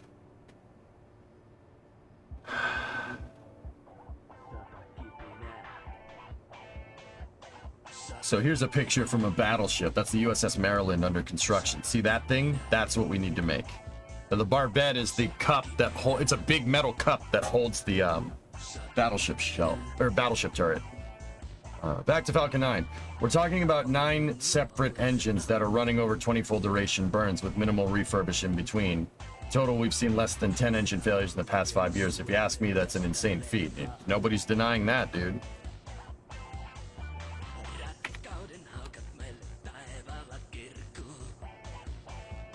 Let me look at... The reason why I'm looking at battleship turrets is because battleship turrets are basically the thing that we're looking for. We need to make a barbette for the damn thing.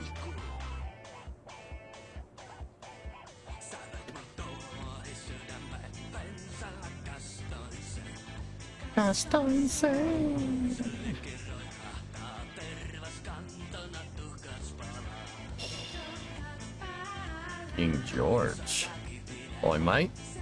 Oh, mate, it's pretty nice there, mate. You got 4 of the guns in the turret, mate. It's pretty good. Look up swing joints. I got an idea.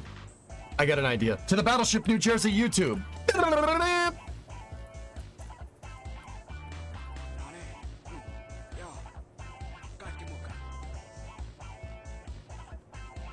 Give me 1 second.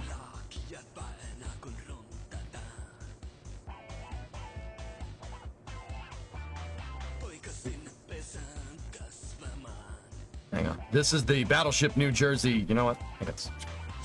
Matt Szymanski, curator for Battleship New Jersey Museum Check and this out. Memorial. And today we're in a very unique space on Battleship New Jersey. We are directly below gun turret number 2 and sitting on the top of the triple body. So this is as low in the ship as you can go. That's habitable. No. And then right over our heads is 2,200 tons of rotating 16-inch gun turret. Nice. This space is where all of the electrical power going into the gun turret comes from the engineering spaces and then goes up. Now, that's, I'm not going to sit here and pretend that I wouldn't want to watch that, but yeah, it's another video here, dudes, about the bearings on the turret and how the turret moves. I remember watching the video. They show a close-up of the turret bearings. I gotta find it. Also, subscribe to the Battleship New Jersey YouTube channel. It's amazing. They basically take the Battleship New Jersey is a museum ship in Camden, New Jersey. It's right across the river from Philadelphia, and the Battleship New Jersey it's been in dry dock and they've been fixing it, which is pretty cool. But you definitely want to, if you're interested in naval design, look at this, because on the YouTube channel, the curator goes into parts of the ship that you can't go in the museum, and there's some awesome insight as to how everything works, like the Battleship roller bearings. It's a gigantic roller bearing, if I'm remembering right. And they have a whole video on how to lubricate the roller bearings. How do you pack a bearing that's like 20 feet across? You have to do it by smearing grease on your whole hand and reaching in and greasing the roller bearing, which is unreal. I gotta find it. Can we bring back movie night? Oh, jeez, that would be nice, but it's hard to do that with how DMCA works.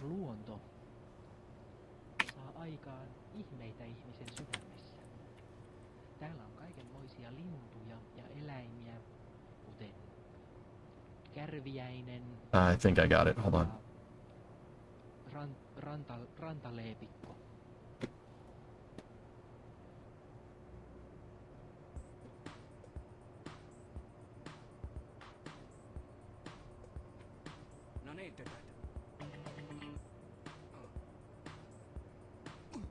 Give me 1 second. I'm trying to look for it.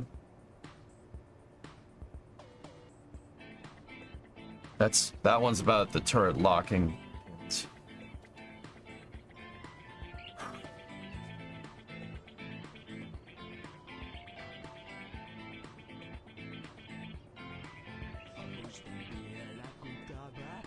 Dang it, I can't find it. Can you get it hired?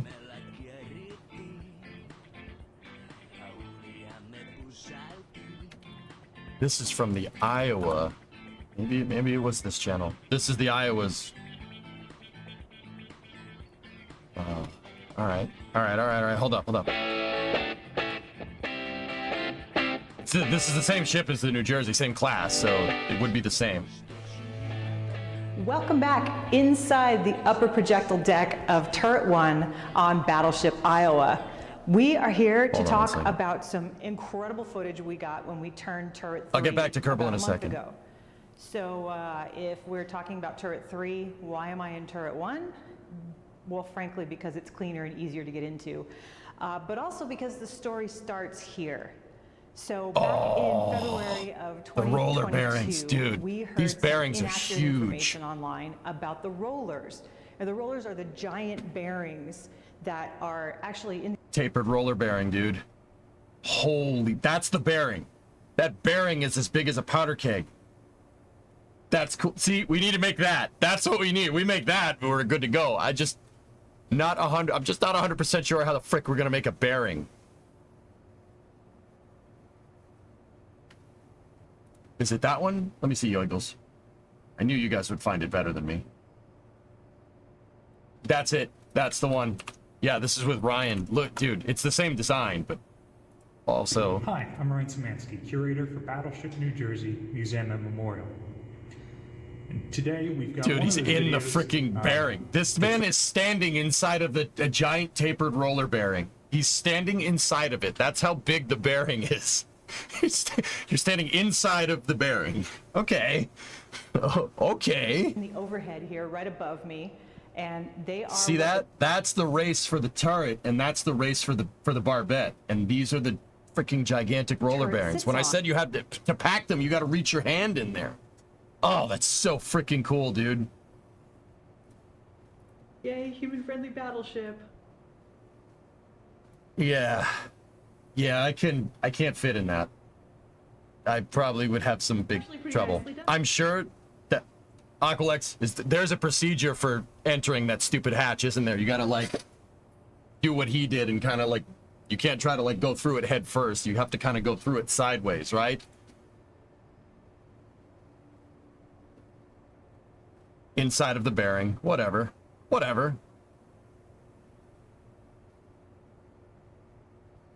Oh my goodness.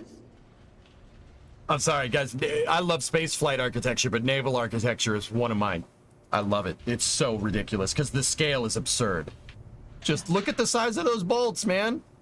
That bolt's 10 centimeters wide. Unbelievable. They're similar, I wish. So now we're in the interstitial space between the conical bulkhead, which supports the turret, and the lower barbette, which is a piece of 3-inch armor plate. These big bolts up here attach this lower barbette. Dude, look at the welds. Oh my goodness. That was all stick welded, which is just fricky. Because, dude, there was no MIG welding in the 40s. That wasn't a thing. I mean, probably was to some extent, but that's all stick welded. Freaking arc welder right there. Unbelievable. Look at that. That's freaking art right there. Do you know how hard that is to make? Just cranked out this, like, no big deal. Whatever. Barbette, which in some areas is as much as... So, you can't make a bead that big enough to fit to weld this together. So what you do is you layer the beads in when you're doing industrial welding. You can see there's like 4 strands right there. That's 4 strands on top of 3, on top of 2, on top of 1. It's like a pyramid almost. Somebody had to sit there and stick weld all of that. 16 inches. That's thick. hardcore, dude. To my right these are rollers. This is the roller system. And there's been some bad information out there on social media about what the material might be. These are in fact nickel steel.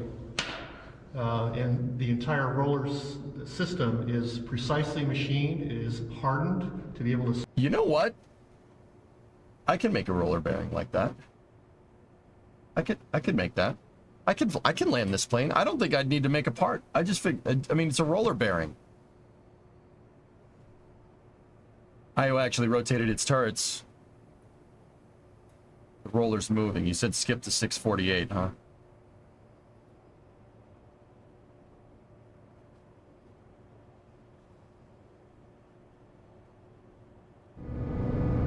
Oh, the rollers are solid metal, Rem. The rollers, the bearing is what carries the load. Yeah, the rollers, solid metal, solid nickel steel. You know how much one of those rollers weighs? It weighs as much as an engine block. Easily. Look, dude.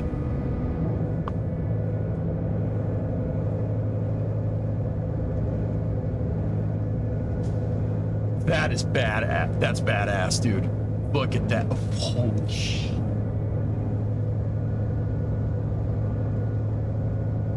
What the actual frick? Yeah, that's in a boat that floats. Ship, to be fair. Yeah, if you wanted to, dude, you have to pack this bearing just like you'd pack a bearing in anything else, right? You know, you pack this, you slather your hand in grease and stick it in there. Imagine sticking your hand in that. No, that's a little sus. Wow, roller bearings. But the roller bearing is bolshoi. It's awesome, dude. Look at that thing. Use a mop.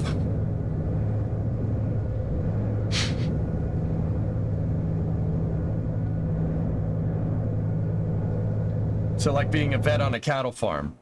Out of all the analogies that you could have came up with, Tessa, that's the one you came up with. Okay. Yeah, sure. I would be... Dude, that's a little sketchy. I'd be like, yo, is the turret powered off? I'm not sticking my hand in there if the power's on.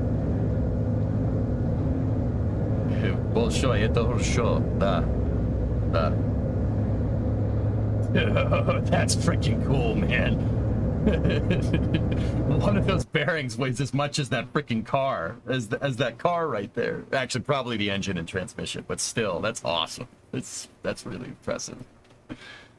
That's wild, man. Lockout, tag out, indeed.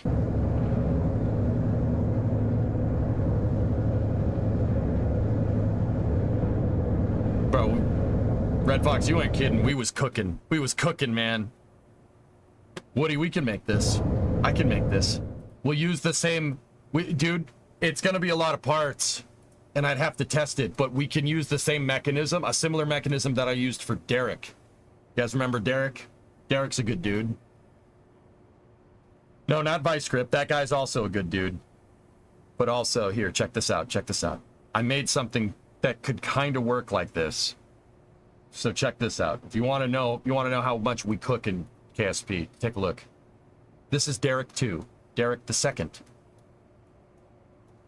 Watch this. Watch this. Watch this. You're gonna like this. You're gonna watch this. You're gonna love my struts.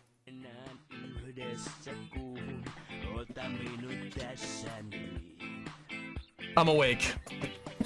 Seeing Battleship bearings roll woke me up.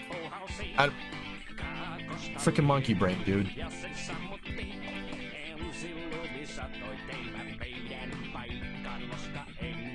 I'm gonna tension it.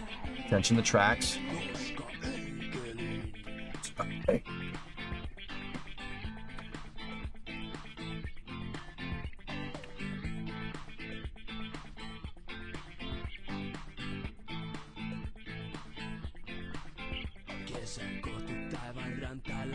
See? I've made roller bearings before. We've made them before.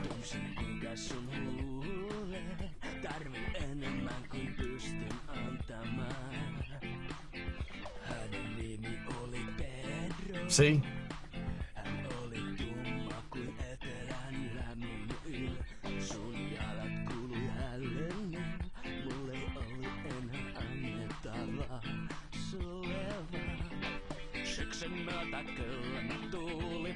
Derek, hello?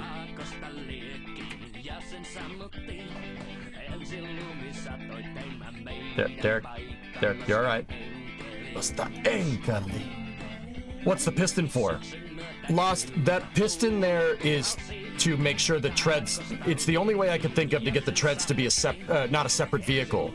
Because with Kerbal, making two parts move around each other is a little bit difficult, like an animated part, right? So that basically rides around on where the treads would link to each other. Think about it like a bike chain. On a bike chain, you have one of the, there's a lock, right, on the bike chain. You run the chain around it and you lock the chain like on a pedal bike, right? That's locked on the link. That's where the track links itself together to make it one continuous thing. It also needs to stay as one vehicle in KSP. Because KSP won't understand if I separate the tread, right? It won't understand that it's, even though if I undocked it, right? And just made the tread spin by itself, like free rolling on the guides, right? It's not gonna understand that is a separate, it's part of the same vehicle. It would recognize it as a separate vehicle rolling around on this. We can use this same idea right there, the exact same idea for a turret, only we don't need the hydraulic, right? You don't need the hydraulic because it's a perfect cylinder, right? Here, let's see if this works. I have an idea.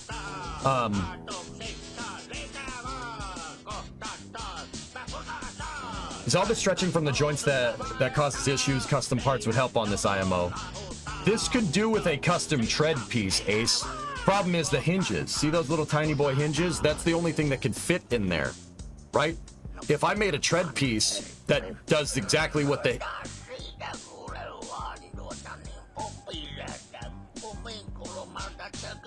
That does exactly what my hinge does. Only on a smaller scale, never have a problem. I'm lost as my name would suggest, but very cool, thanks. It's just Kerbal's logic hierarchy lost, that's all. Kerbal, you kind of need to fudge things a little bit, but hold on. Let's just go into our bearing designs thing here. I have no idea what I was trying to do here. Probably mess with pads.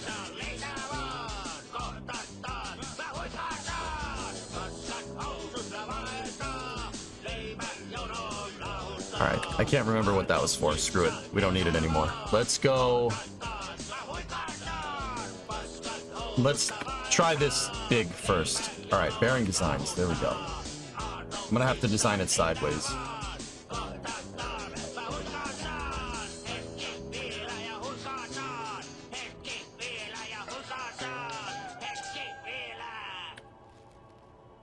I'm thinking. How are we gonna do this? We're gonna need same vessel collision, but I need the roller bearings to roll. Alright, so give me a... We don't need a big rotor. Just something to govern the axis of movement, right? So something small like that, and then take RCS balls, shut them off, and we could put a bunch of these in line to essentially make a roller. That'll... I don't want to hear your poetry, damn it.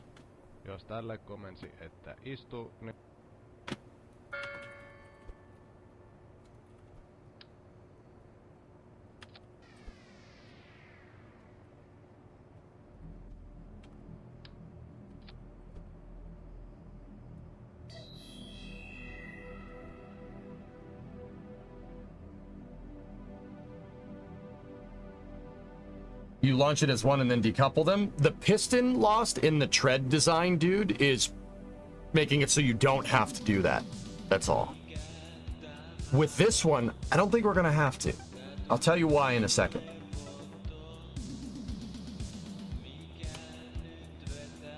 All right, so how is this gonna work? We need our big boy servo. So that's gonna be our pivot, right?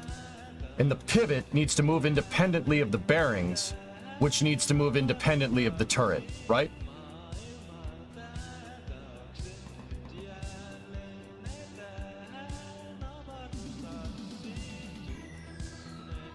Well, of course, Aqualex. I want to see if we can make it without going back into Maya, because I don't feel like texturing parts. I hate doing it.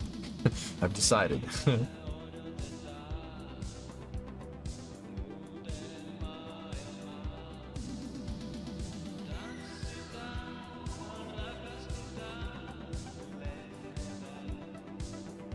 What is Jeff Faust saying?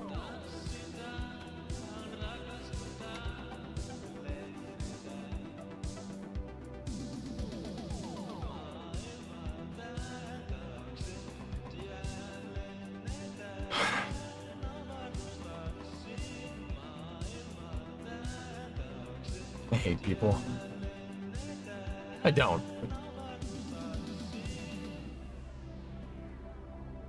All right. So, the bearings need to be on their own twisty boy axis, so we can get a heavy-duty rotor. I know, Creeper. I saw it. The TechCrunch article has a picture of the shuttle on it with Butch and Sunny in Starliner uniforms. Yeah, no wonder. Oh, this is space. I'm in space. This is space. I'm in space.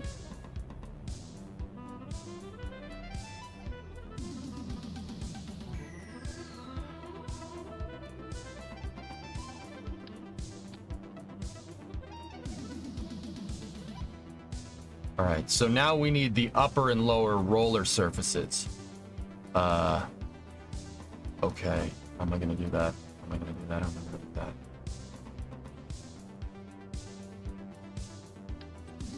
Let's start simple. I don't think this is going to work, but try structural tube there, right? These things need to be...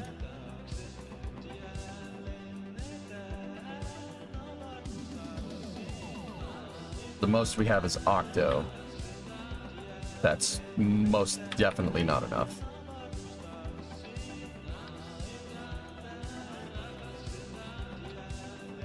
Oh, this is space. I'm in space. Nova gifted a sub to Sean Plays Too Much, and Nova gifted a sub to Do Not Gift Me Subs. Okay. Alright, so.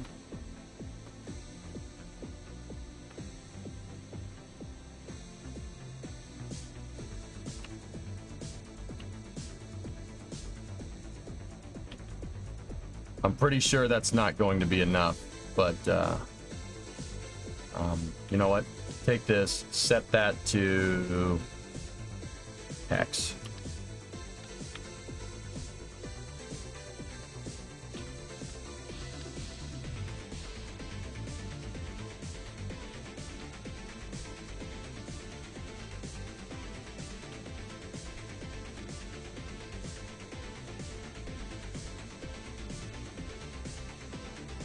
I mean, what I'm essentially, this isn't a roller bearing. What we're making here is a ball bearing.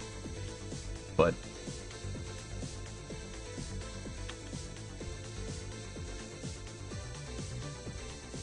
hey, Nazlik, I'm great. How are you?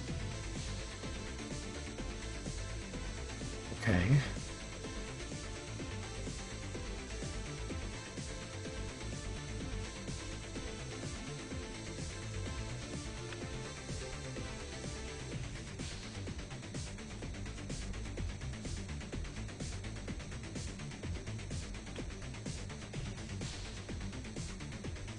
Like I said, we could make a custom part that does the exact same thing here, but just bear with me.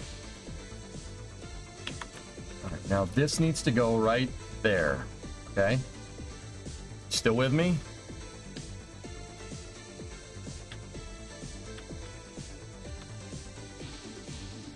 I don't want this thing moving, so we'll do struts and 8x symmetry. That's the base of the turret.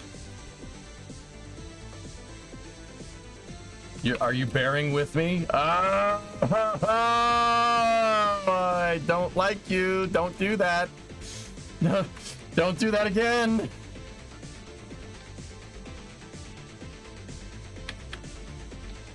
Please.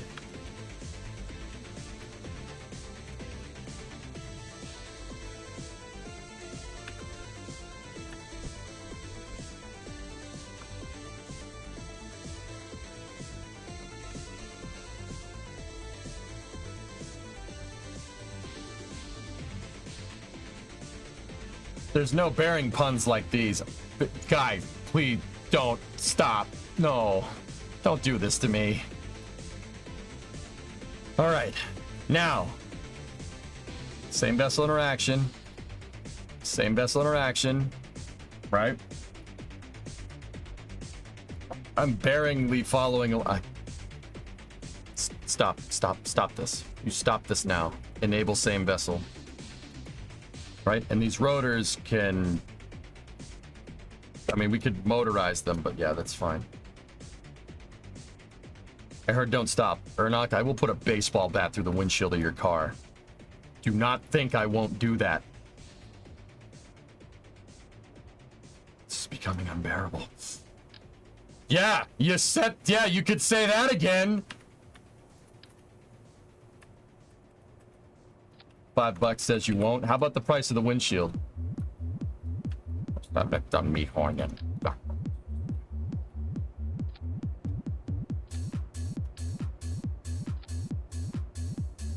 I will slam your face into a car windshield and then take your mother out for a nice seafood dinner and never call her again.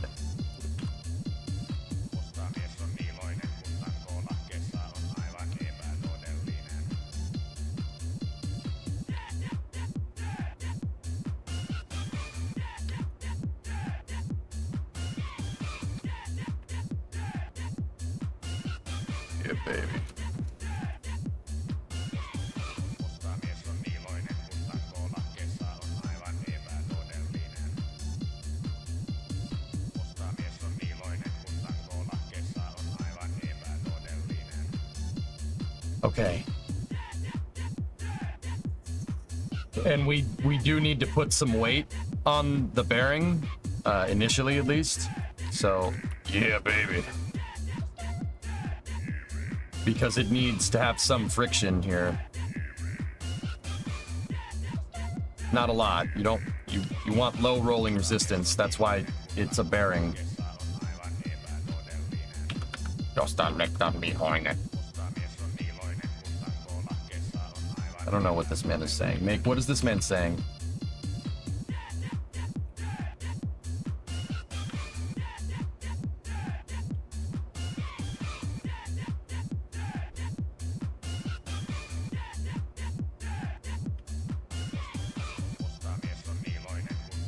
Make sure this is modular enough to fit in your cargo plane. I'm not. No, you're not. What are we building here, gang?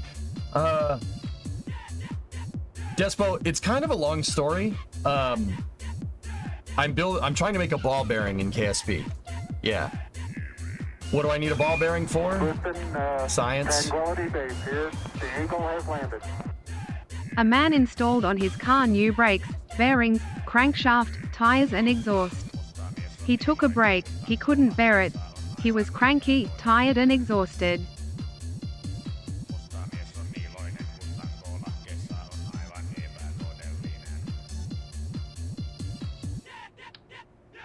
I'm all right. So, Despo, yeah, what I'm trying to do is I'm trying to make a ball bearing in KSP. I need it because I'm trying to make a crane. I'm trying to make a crane, and whenever I try to lift something up with that crane, I have a robotic piece, right, that's designed to pivot, right? But it always bends. It bends and it snaps out of position. That's no good. I can't have that. That makes crane int. You know what I mean? That's the opposite of what you need. You don't need sprung. You don't need what's called sprung weight in a crane design. You want to do the opposite of that.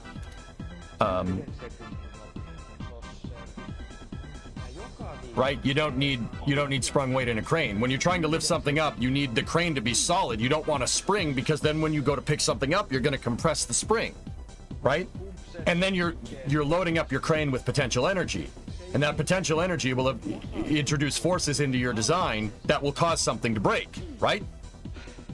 We saw it the other day. If you're a SpaceX fan, we saw it with the CC-8800. They introduced something they built up potential energy in a part on the crane, and one of the stabilizers broke. We saw that, right? That happened. What's going on in KSP is happening to me because the joints in KSP basically turn everything into a spring. So what I'm trying to do is build a ball bearing, at least initially a ball bearing, and then maybe a roller bearing later, to make a turret for my crane so it doesn't bend. So you're not introducing a shearing force into the turret design of the crane. So, like, in the future, if we, like, sent a crane to the moon or something, or Mars, or Duna or something, or wherever, or even Eve, we wouldn't have to worry about it. This is I'm prototyping this design. I'm not sure if it's going to work, but... So, I have RCS balls, which are a perfectly spherical collider. It's a ball, basically, being used as a ball bearing. They're attached to rotors so they can roll, right? And then that's attached to a turret here. We have the bottom of the turret, and then you have the top of the turret. And there's a rotor right here, which my rotors are attached to, because you need the ball bearings to move independently of the turret. And then up here you have a servo, right? And the servo is supposed to move the turret.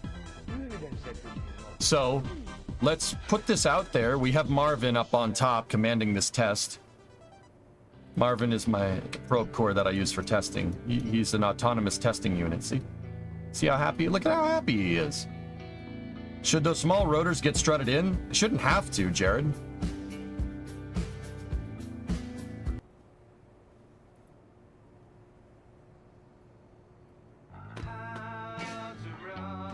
Isn't that a roller bearing, though? It's more a ball bearing than anything, Demo, but... because...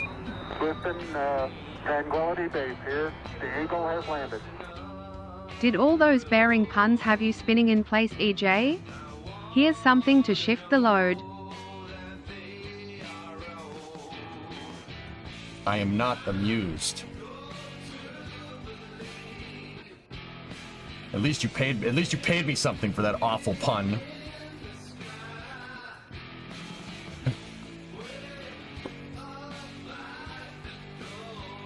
Thanks, Marco. I'm glad you like this. See what I have to deal with? How does one do TTS? Hit the tip button.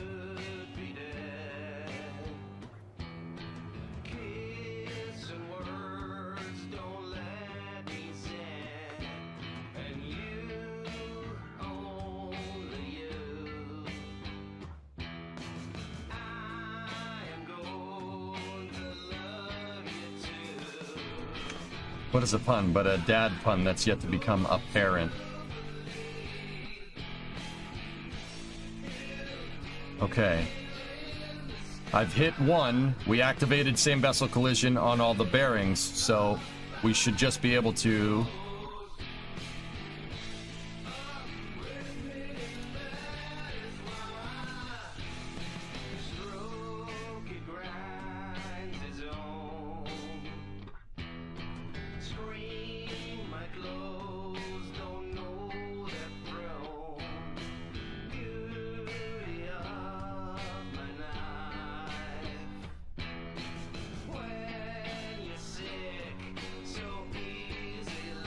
You playing with mods? There's no mods on the screen right now. The only mods that I have on the game, Liza, are some, Tranquility Base here. The Eagle has landed. Keep rollin', rollin', rollin'. The only mods that I have are some visual mods and some custom parts that I made myself.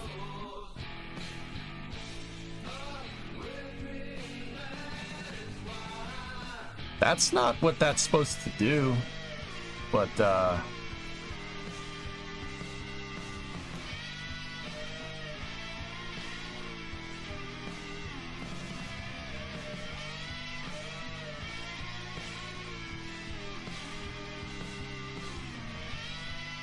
they're rolling the wrong way.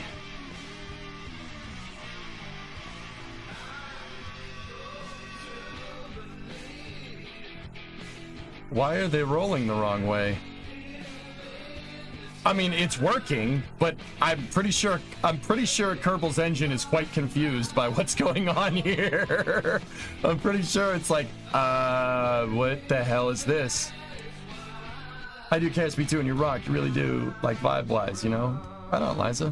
But yeah, anyway, sorry, I'm finished. I got a bunch of visual mods, and then there's a couple of parts that I made myself. For the most part, I'm trying to make any part that I had to KSP. I'm trying to make it supplementary to the game, so it looks like it belongs.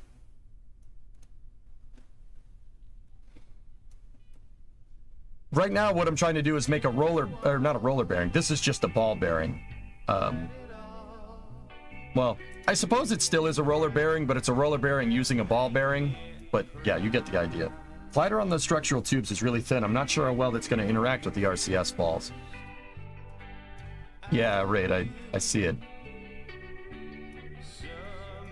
A thrust bearing? It's, yeah, kind of. Yeah, you could call it a thrust bearing, I suppose.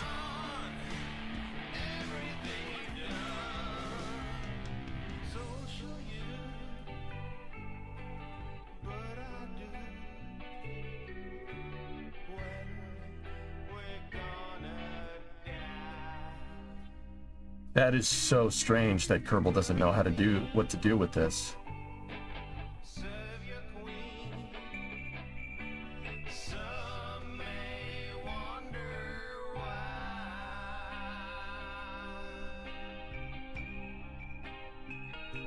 It's because Kerbal really doesn't have an like it's not really good for friction.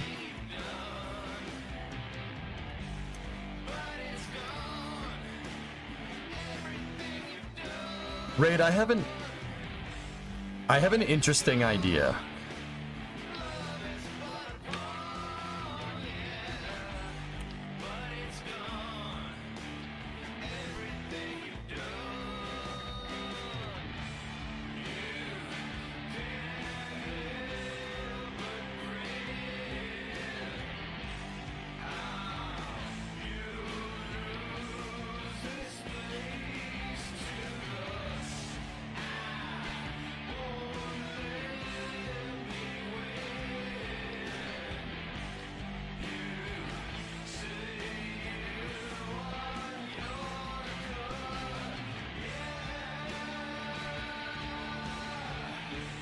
You know what? We might not even have to put same vessel interaction on. I'm pretty sure grip pads just grip no matter vehicle collision or not. So I'm just going to set SVI back to the structural tube.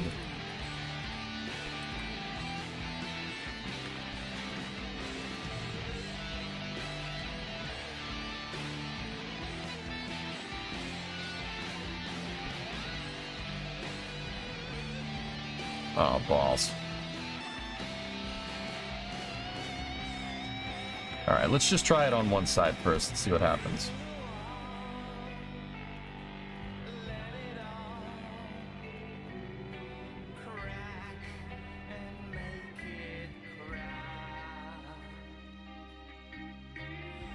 Kind of looks like a hierarchy sort of thing.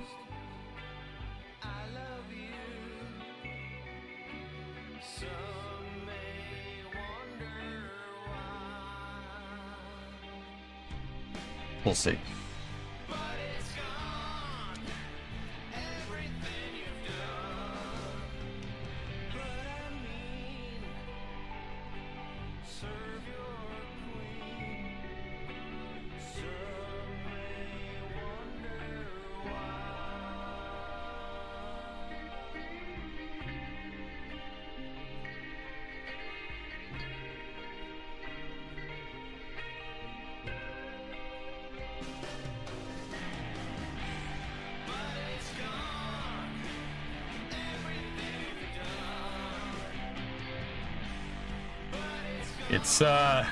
It's a little angy.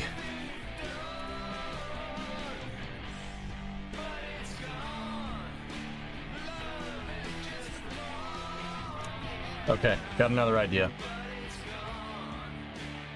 I got another idea. Demo, you might be right. Let's go in here like this. Flip this back into position, and I'm going to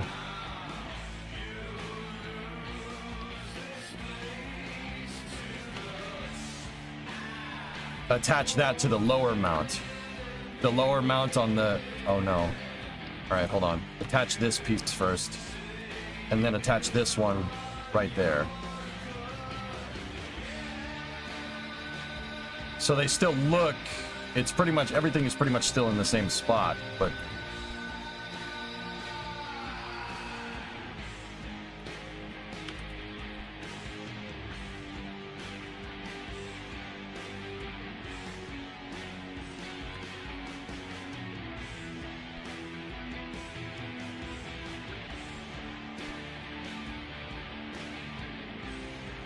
Yeah, okay. We had to do some slight adjustments. That's all equidistant, and compression, we know these joints are springy. It's definitely going to work. I made the ball bearing pivoting axis separated from the turret They're on two different attachment nodes now, so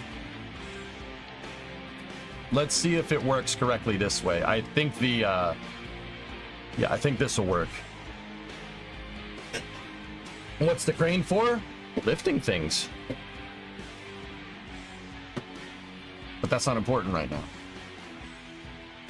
Liza, I use cranes when I put rockets together.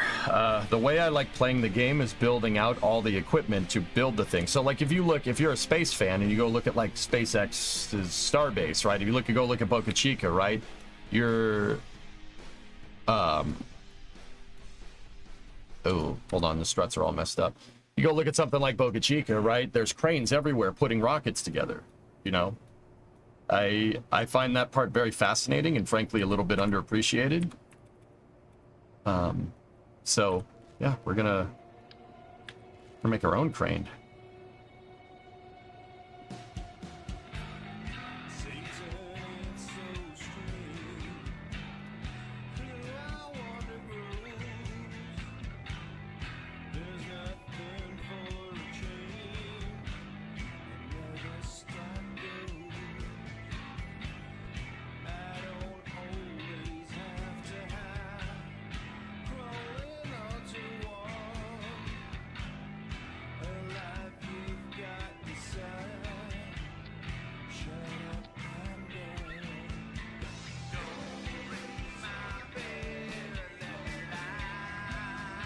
I needed to tighten up the tolerances here.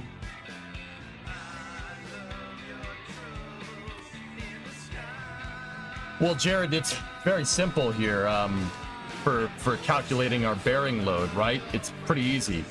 Hey, how's it going? Hey, Alucard, what's going on? So all we have to do, 15 meters a second impact tolerance, right? So all you got to do is calculate the mass or the weight on top and load distribute, so no...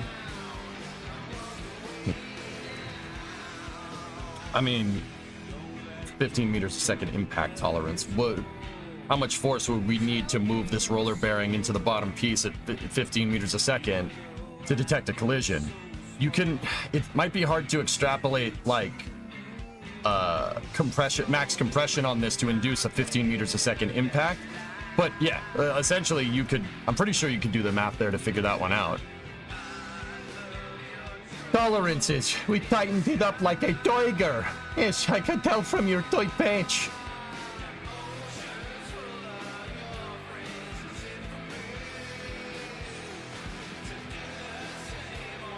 Yeah, Liza, I love building the machine that makes the machine.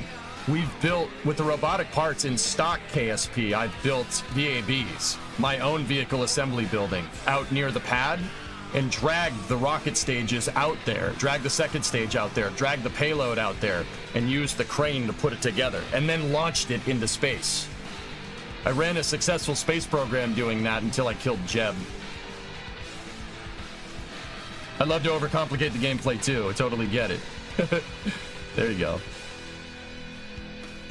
Oh, this is space. I'm in space.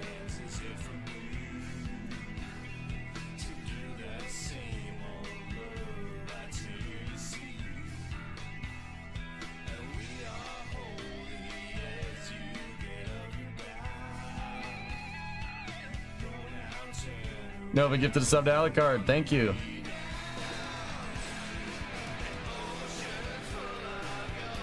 Well, that's half, right? Was that 12 months of... Oh my goodness. Nova, what? You didn't need to do that, dude. Did we get a Skiggity 242 raid there too and I missed it? Why didn't you guys tell me? Thanks for the raid, Skig. Sorry about the late reply.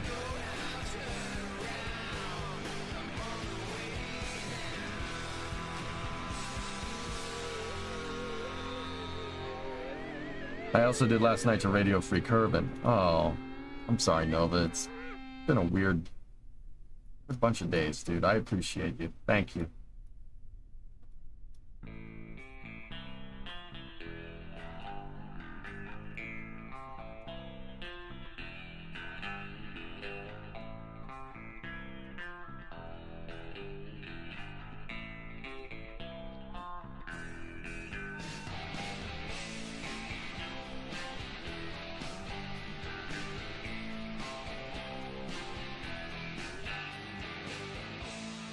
Why wouldn't the rotor be moving?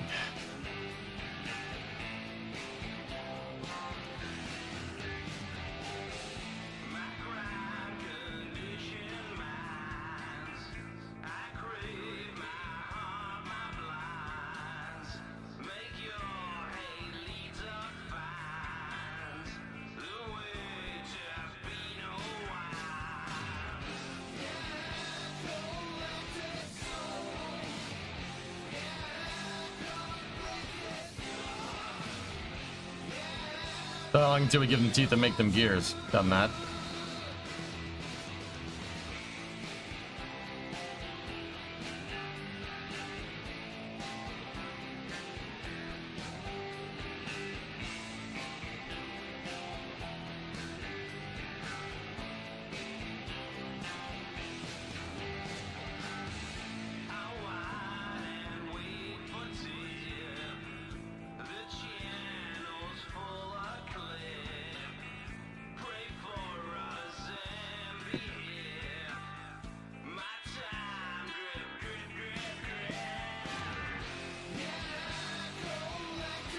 I thought of another use if we get this bearing to work. If we get the bearing to work correctly, making a spinning spaceship would be really easy. Like something with a artificial gravity. Yeah, if you have a roller bearing that would become very simple very quickly.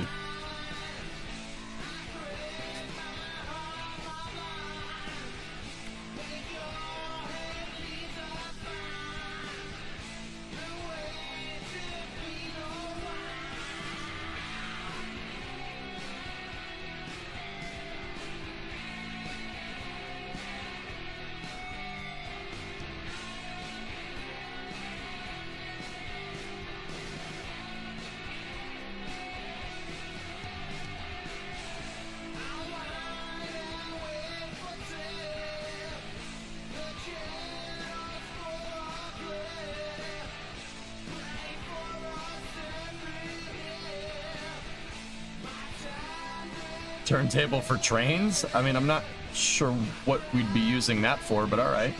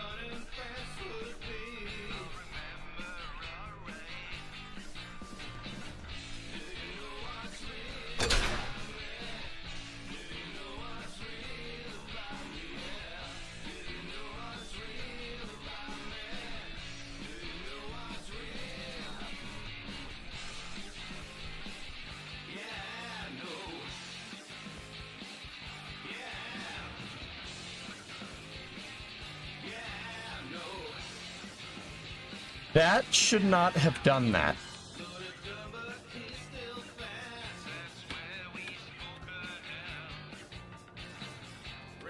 All right. It was obviously attached to the wrong attachment node, so put one there, put nose cones on them to cover the attachment node, and make sure that that attaches to the correct one. Oh my goodness. Now take that top one off, and then we take our rotor assembly and we reattach it.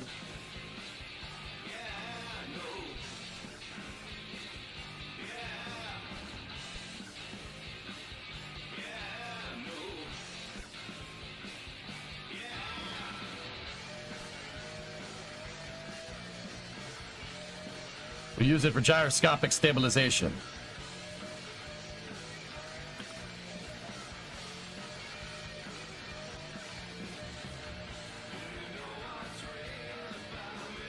Okay. That should work a lot better.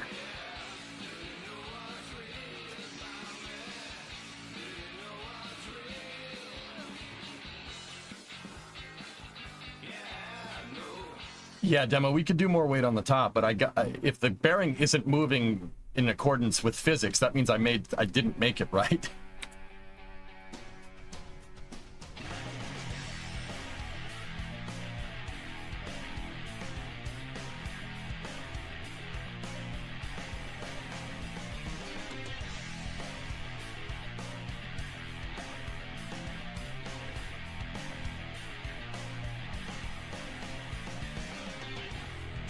Okay, more weight it is.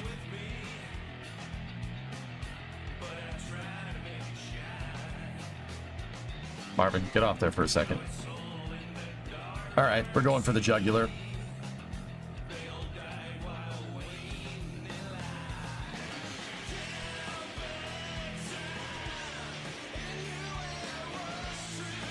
That's 20 tons. Good.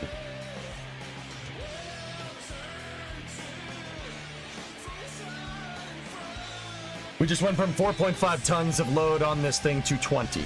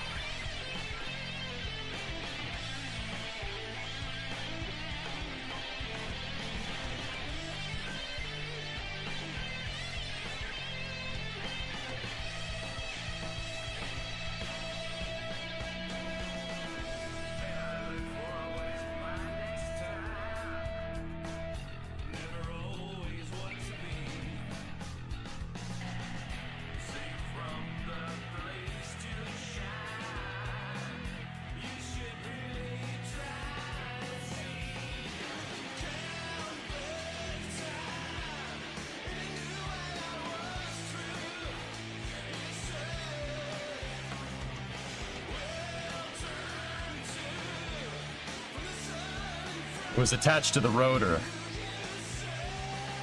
So I flipped the rotor out of the way and made sure it was attaching to the structural panel first. Okay, that's governing the right movement.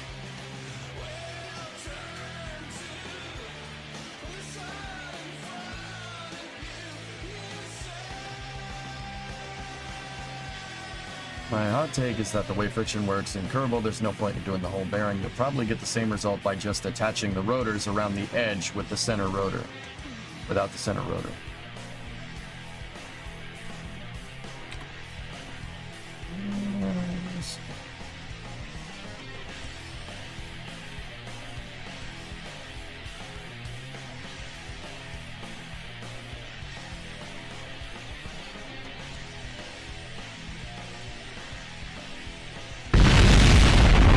Let's go.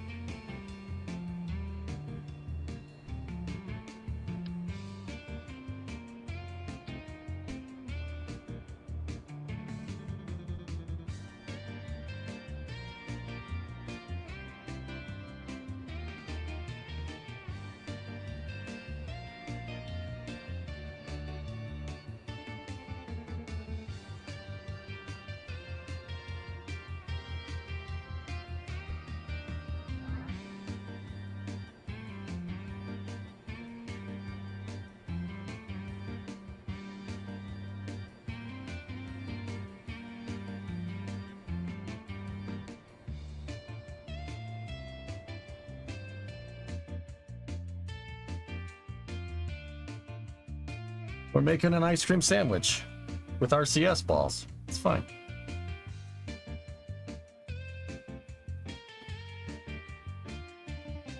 Discovery, go at throttle up.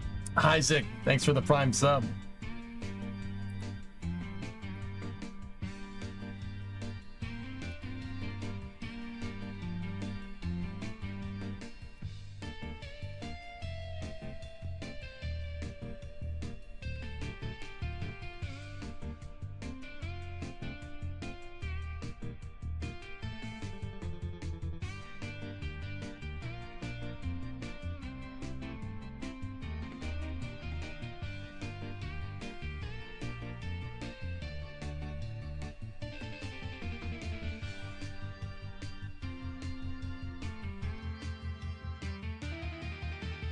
Turbo rotors have any friction inside them? Like, will they spin down? Power is removed.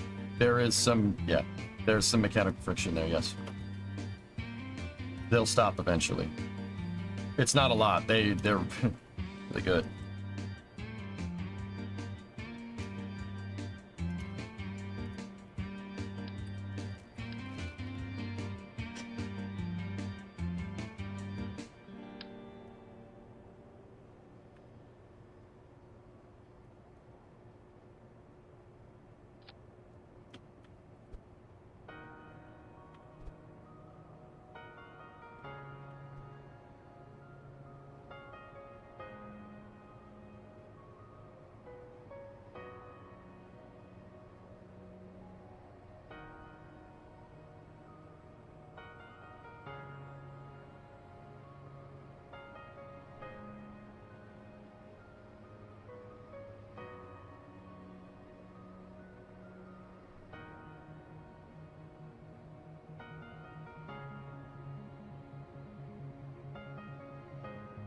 AJ, just wanted to stop and get your thoughts on 1062 going for a drink.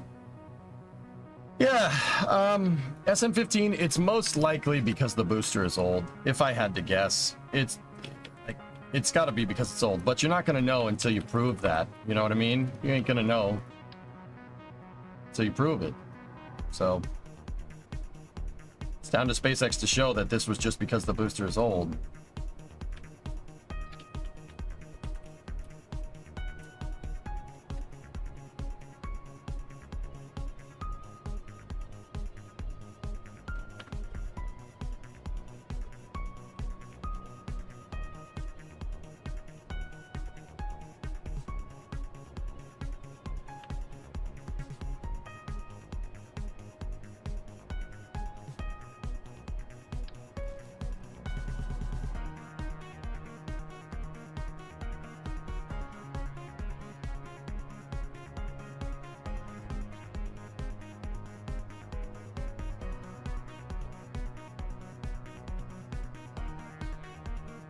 Saw Scott mention a strut failure.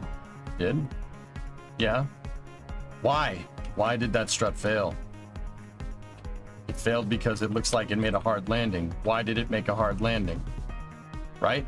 Like, that's... Why did that happen?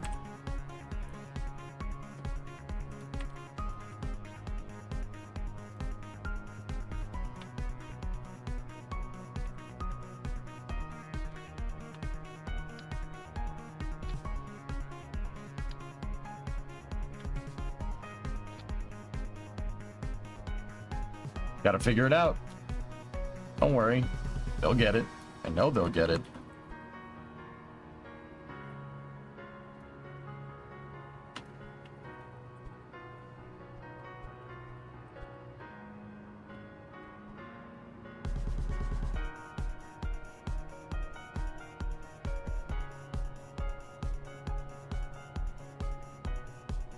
That's because the front fell off.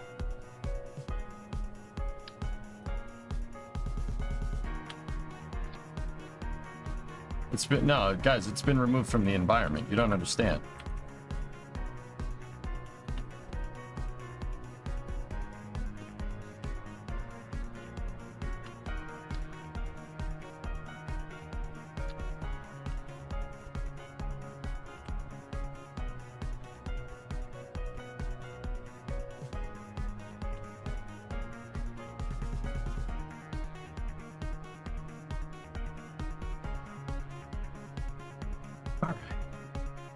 Cross your fingers.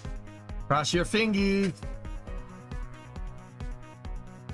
Have you tried same vessel collision on the rotor itself instead of SV on a part attached to the rotor? No, I haven't gotten that far.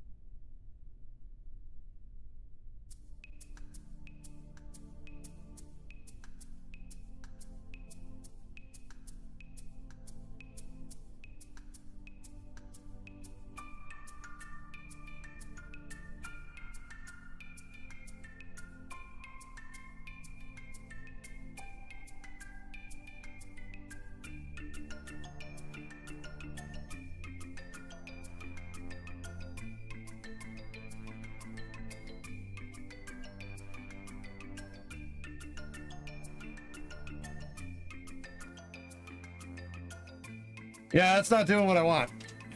It's probably because the grip pad gliders are not perfectly circular, like the RCS walls.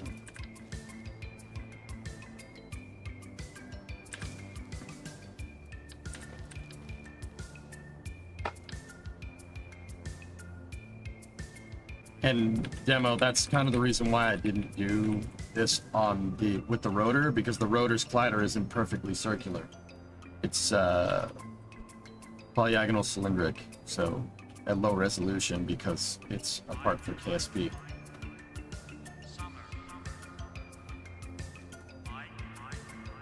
Discovery, go at throttle up. Dish 107. It's like 106, but with one more. 107 month reset. Thank you.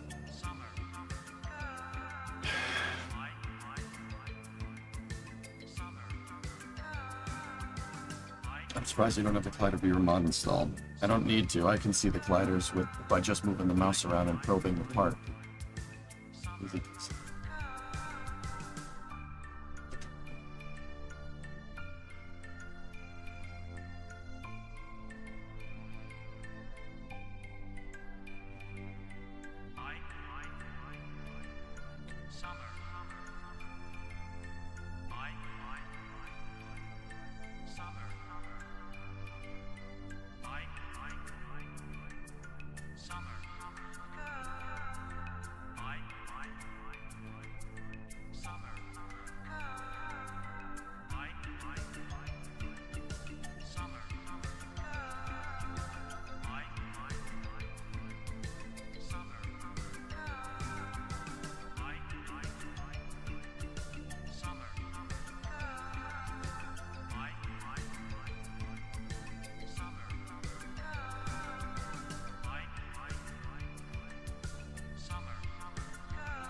Pro cranes and pro crane accessory. Yep. Mm-hmm.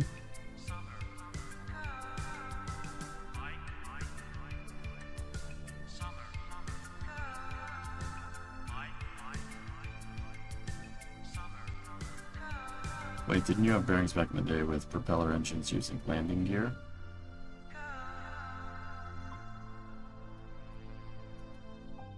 Why would you want to introduce a spring into your bearing demo?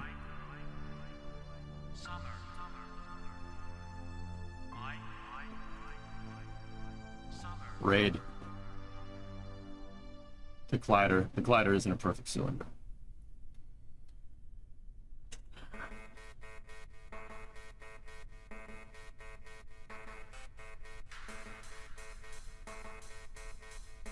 It's causing the bearings to ride up and down.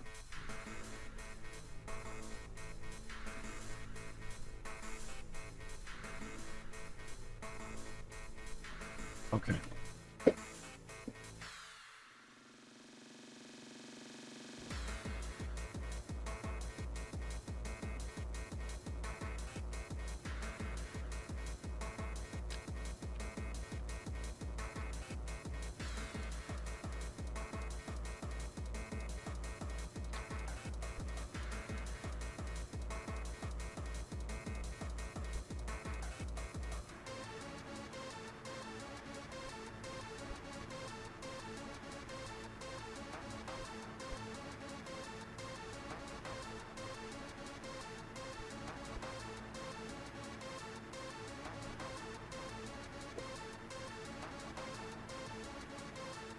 So that's why that two-part sucks. Yeah, Blue, it's... The way they made that part is if this is the cylinder, right? The collider is, like that.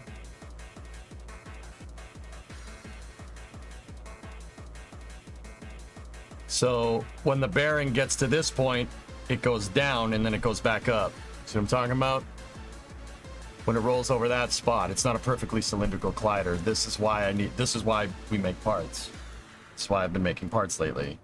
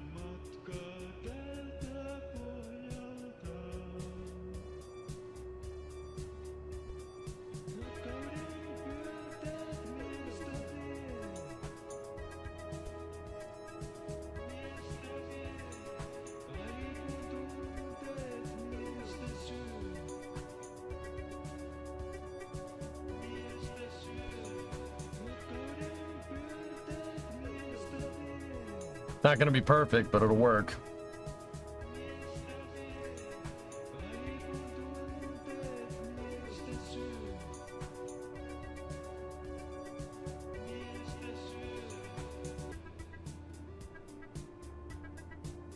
This is very crudely made, but we'll see.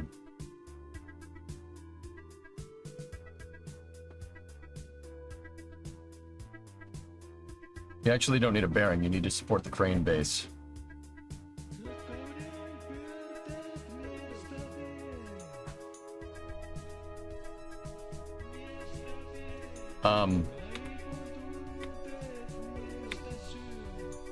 Yes, if you want it. I mean, everything else I've tried in the past hasn't really worked too well.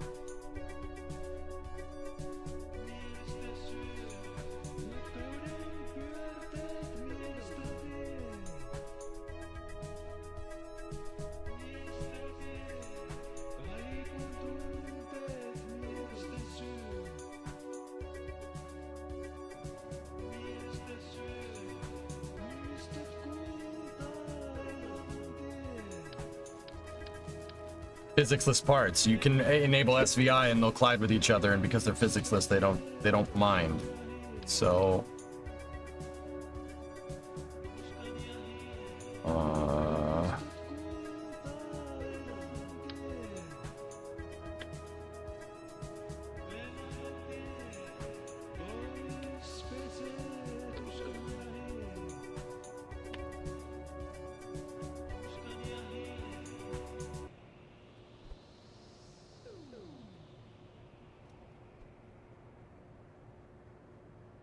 I got an idea.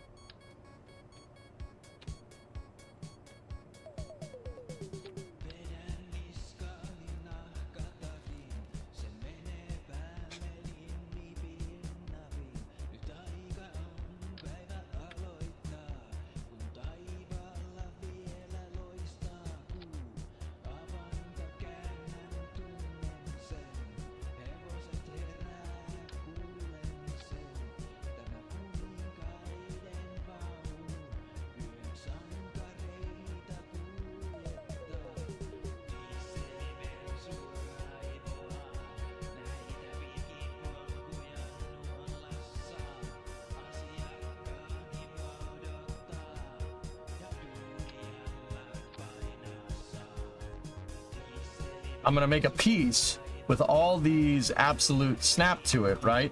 And then we're gonna take that piece and we'll move it into position as think of it like an adjuster. Right?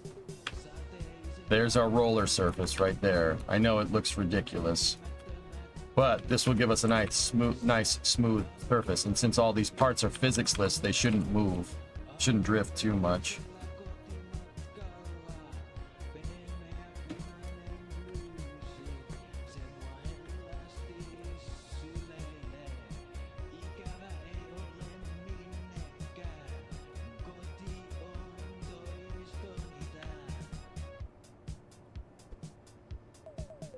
I don't think I'll be able to cover New Shepard tomorrow, guys. I'm sorry.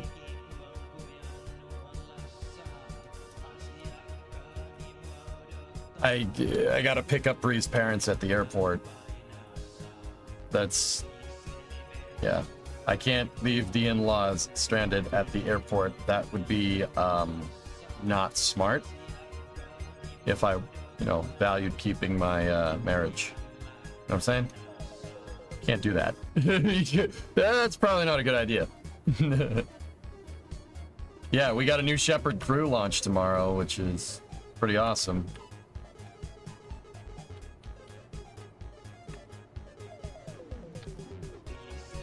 That would be a not pro gamer move, yep.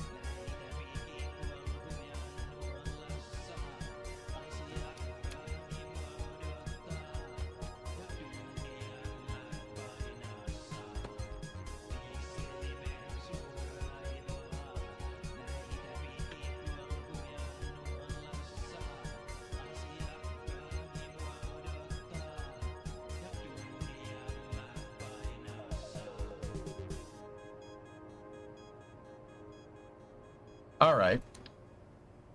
Now let's see what happens.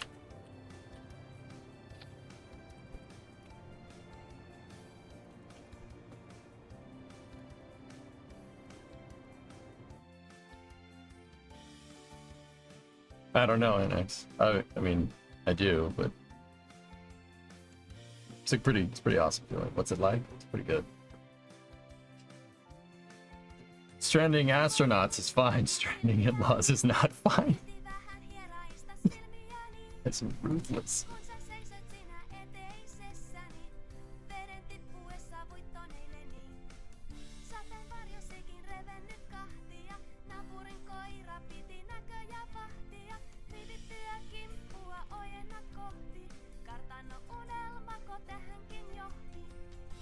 Yeah.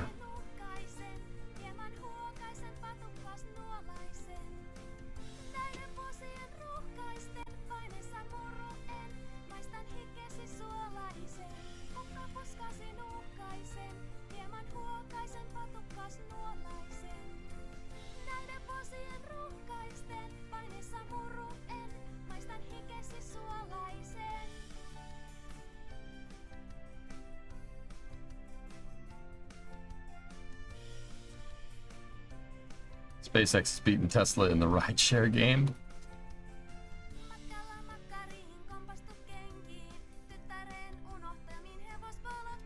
And yes, the embarrassment of work is so real. People are giving me the side eye.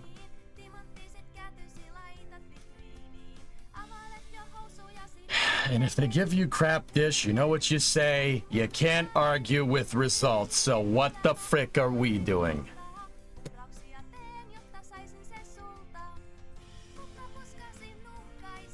Dish, I'm telling you, man, after I've been listening to Starliner, listening to what's going on, not happy with what I heard. Really not happy. Yeah, there you go, man. Get out, dude. It's embarrassing, dude. I'm embarrassed for them. Like, dude, everything that I've learned, everything, and I mean everything, and I got people telling me not telling me all kinds of stuff. I got a lot of mentors out in the aerospace industry at this point, dude. Got tons of mentors. Some people that have been very good to me in teaching me how this stuff works and taking the time to teach my dumb ass how this stuff goes together, right? Everything that the Starliner has done in terms of testing and, testing and normalization and like, it's gone against everything I've ever been told about space flight by anyone that has any knowledge of how the industry works. They've done everything completely wrong. Like, I wasn't sure for the longest time. I wasn't sure. I've been given the benefit of the doubt, but yeah, after what I heard Steve Stitch say about thruster blowout and this behavior showing up on past flights, I was like,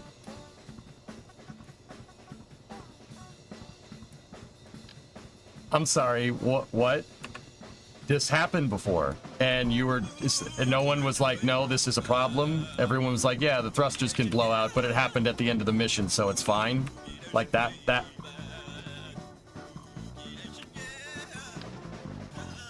No. Think it's still inexperience? Yes, I do. That's a rookie mistake. Absolutely, NX. Oh yeah, absolutely a rookie mistake.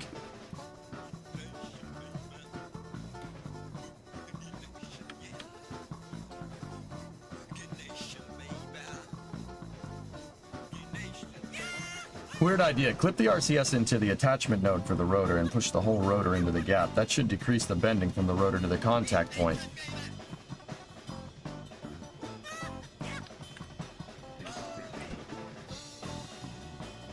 Demo, what about this? What if we did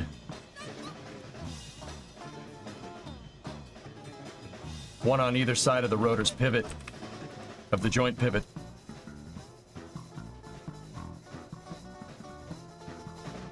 Yeah, that's a good idea, dude. Good call. Yeah, if we have RCS balls on either side of the pivot point of that joint, it won't ride like that anymore. Yeah, that's good. No, that's not a weird idea. That's a good one. Because, yeah, part of it was the rollers were running around. We were telling them to stop, and they weren't. You did something similar for your tilt jet. When people ask me what I do at Boeing, I duck my head and say I mop the floors. Dude,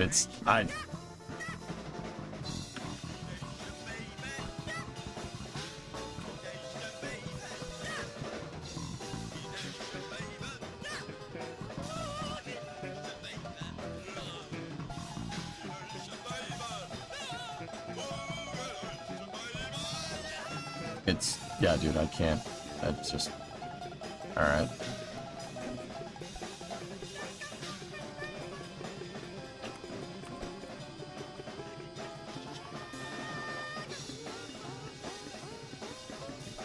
Is this Summer Car soundtrack? You bet your butt it is.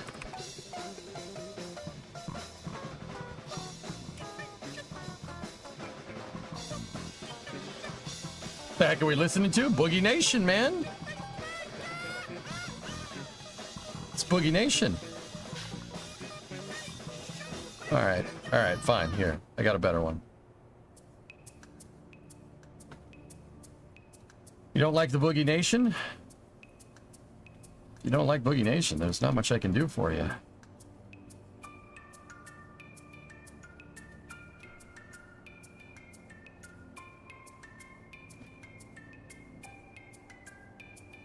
You have great musical taste. Thank you.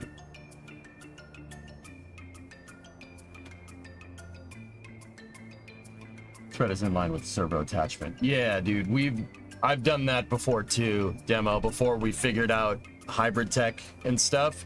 I would attach a rotor to make helicopter blades. I would attach a rotor up, and then I would attach a rotor down, and then we'd cubic octag struct those together and put the blades right on the center of the entire pivot point, so the angular precession would actually stabilize the whole thing. Yeah, no, I know exactly what you mean. That's a good idea.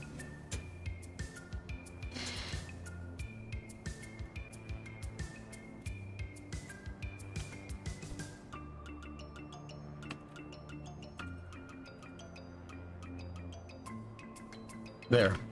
All right. Let's see what happens. My summer. My more summer.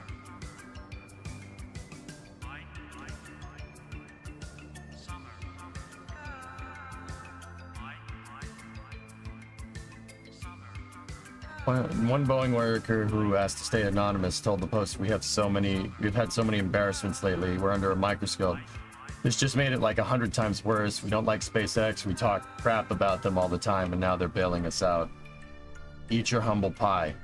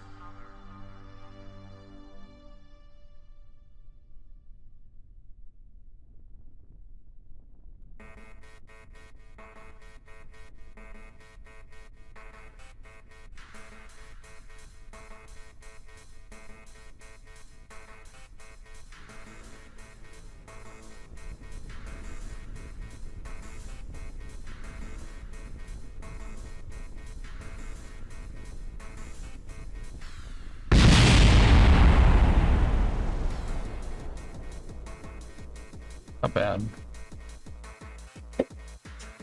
Not bad. The bearings popped out. It withstood.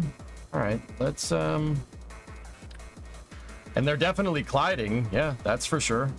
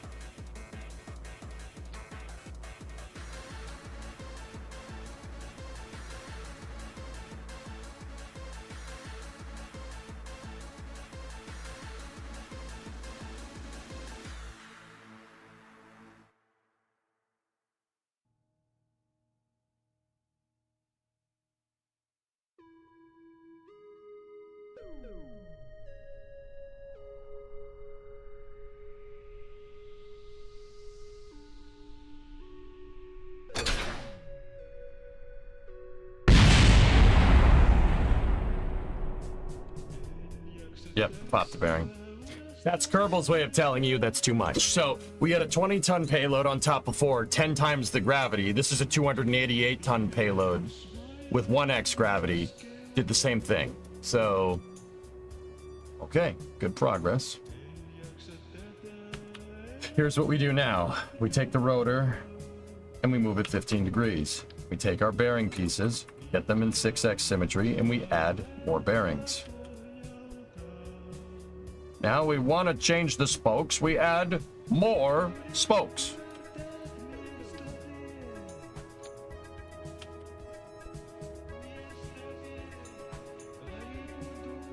More bearings in line here will disperse your load. Way better. Just have to make sure that all of these have same vessel interaction on them. Enable.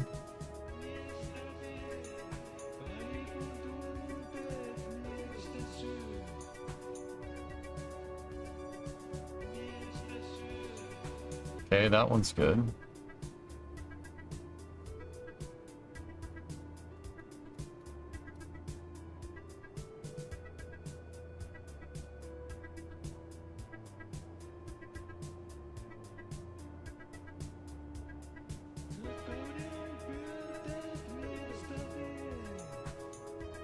Discovery, go at throttle up.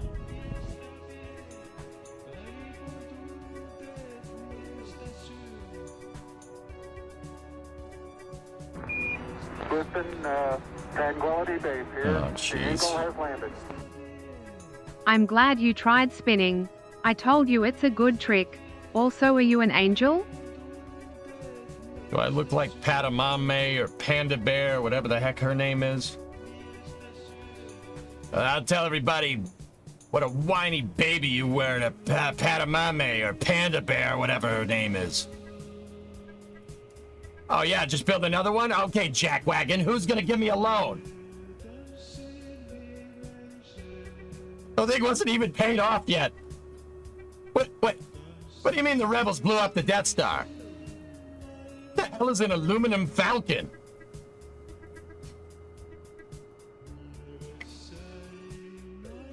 Hey, Ismail, 52-month resub.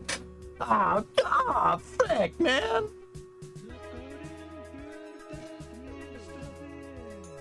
Thoughts on the FAA wanting an investigation into the landing failure? Yeah, Raymond.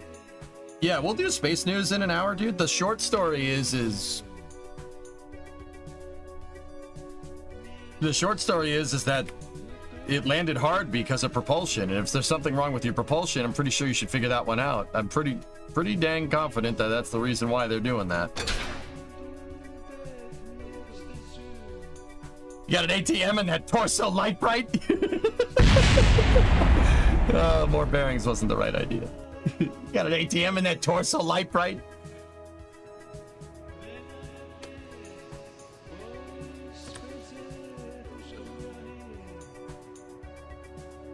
It looks like a roller bearing.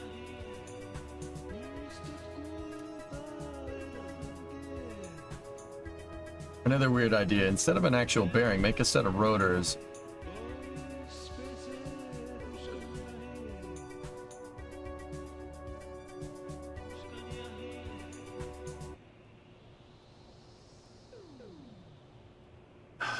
Yeah, Mo, I'm having trouble picturing that one. Make a set of 1 rotors on the rotating part and 1 on the stationary part. Even if they don't have perfectly circular colliders, having them roll across each other will act like a geared ring.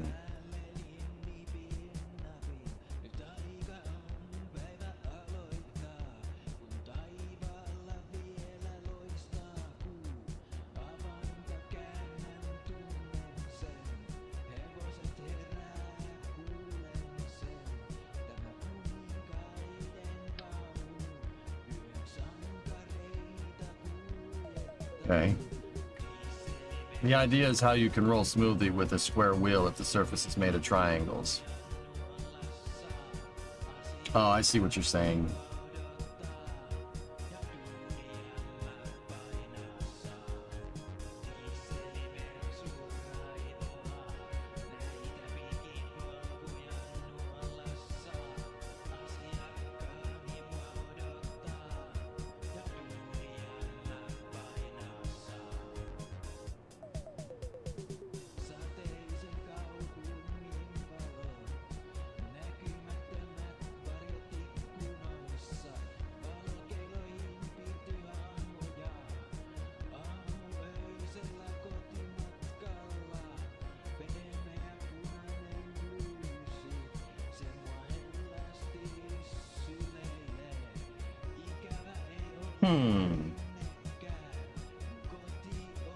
Thing is that this is already 164 freaking parts.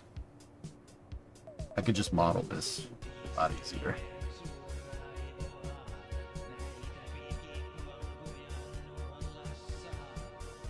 My suggestion, if you're going to do this with just in-game parts, a fairing to make the bearing race.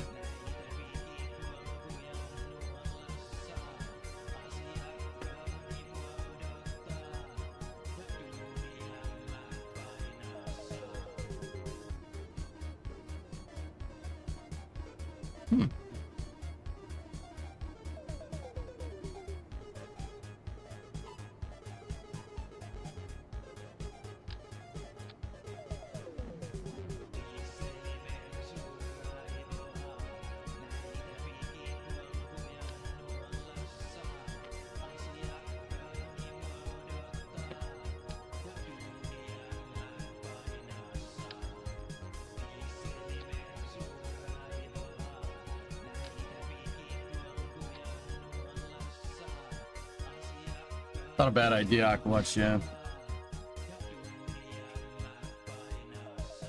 Yeah, Craig, they're all attached to a center rotor. Yeah. It ends up looking kind of like a wagon wheel, except the spokes can pivot. It's a bunch of rotors attached on a center rotor, so they should be able to move independently, the 2 bearings.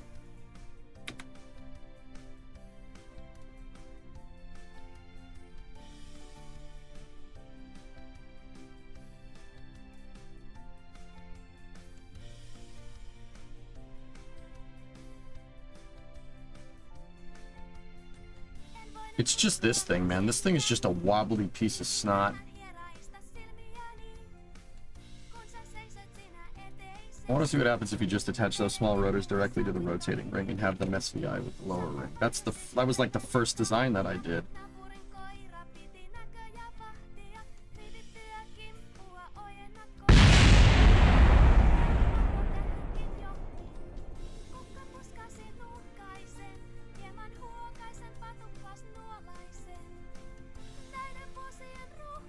Look, it's just that M25. See, look. Look at how much it's moving around. This thing sucks.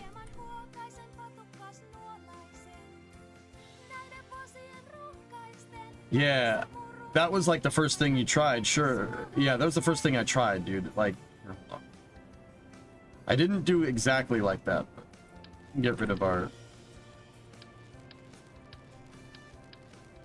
I mean, individual rotors? I'm not sure how well that's going to work. What's the collider tolerance? 12 meters a second? And then just SVI the dang rotor?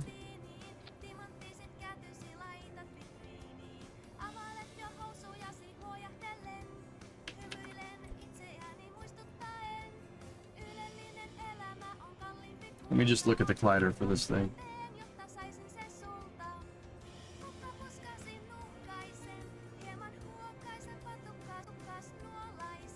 It's tapered. It's tapered. The collider is tapered. Quick. I mean, that might work to our advantage. Where does it end?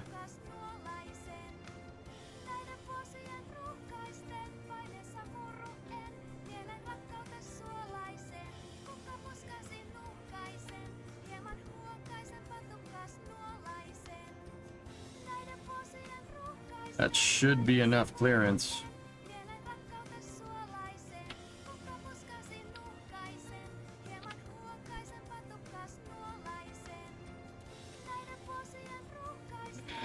This is not going to play nice with the structural, with the structural tube gliders. I can tell you that right now.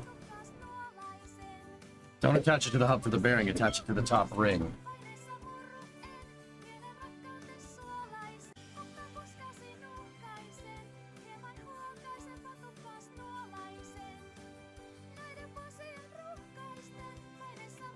Why can't you use some landing gear? Because bearings shouldn't be sprung. That's not good. Yep.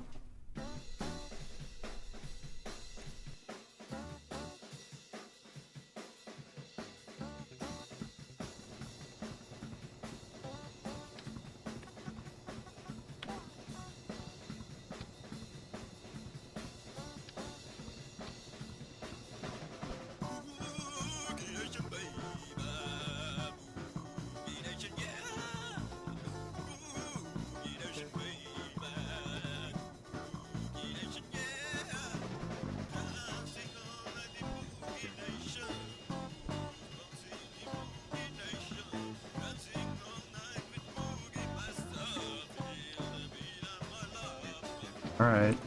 I mean, once again, I don't think this is going to give us much difference, demo, but we'll see. This pretty much is going to give us the exact same result.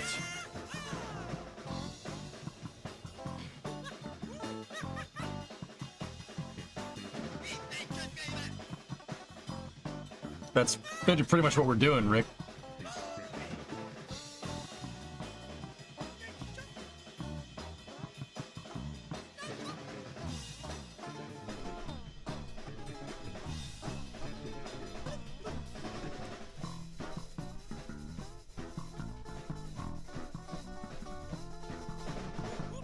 It's not playing nice with the gliders, dudes. Told you.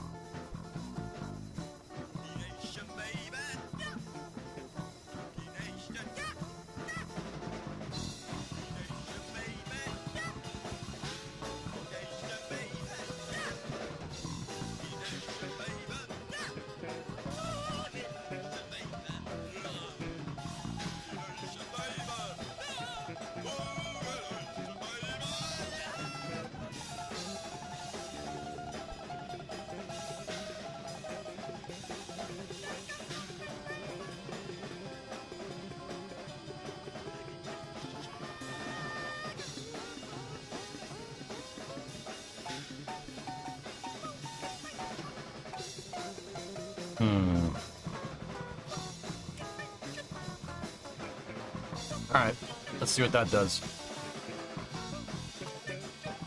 Overclock damper spring. Can't overclock loading. You can't overclock the landing gear.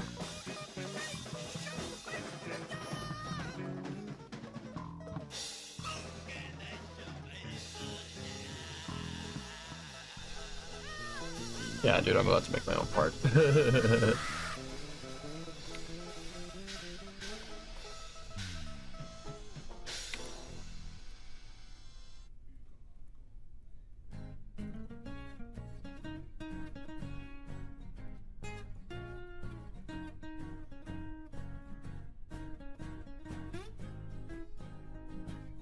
Koulussa mua kiusattiin.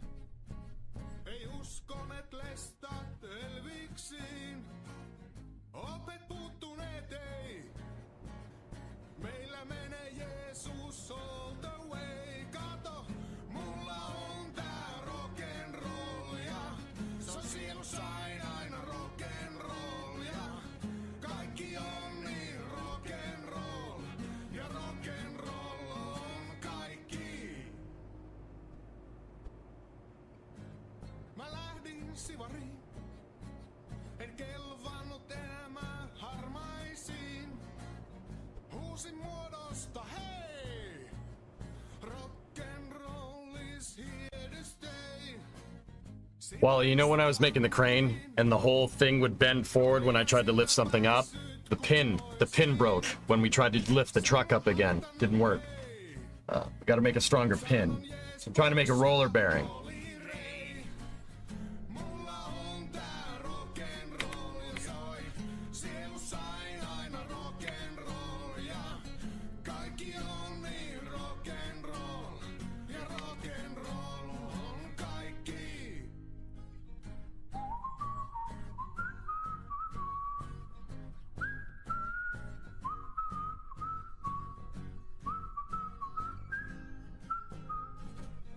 Nätin tytön tapasin.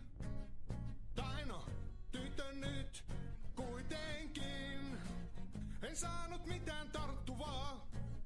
Mitään sellaista, mitä ei vois parantaa. Kolmasilla treffeillä. That's not doing what I want. Do you think the Falcon 9 booster anomaly is going to have any effect on Polaris Dawn? Depends on what the failure is. Yeah, it really does. It really depends.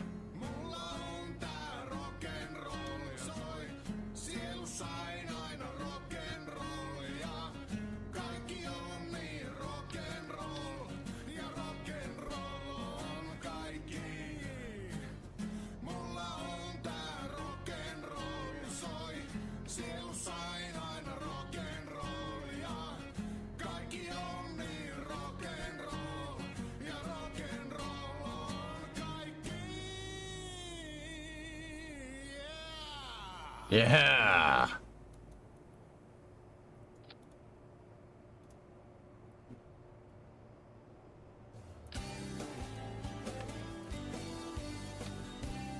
We'll put Marvin down here.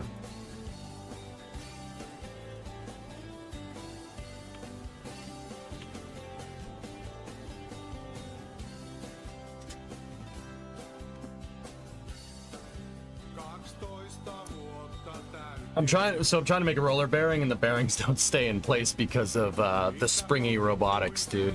Yeah. Same thing that I was trying to solve with the hinge.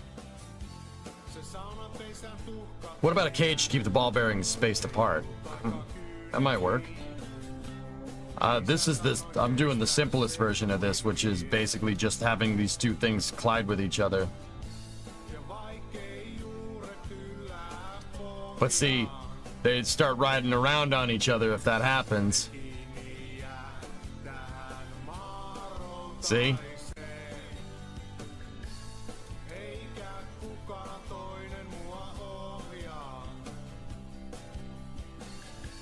Their colliders are not playing nice with each other. Just, yeah, it's Raid, it's what you were saying. Well, now it's working.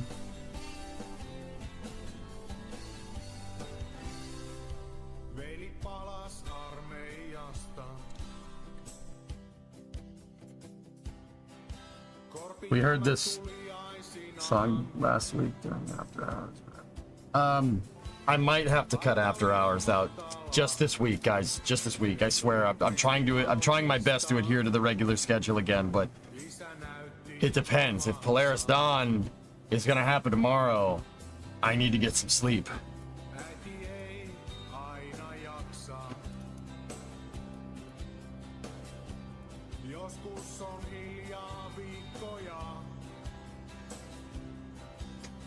Yeah, Wally, I could model a part.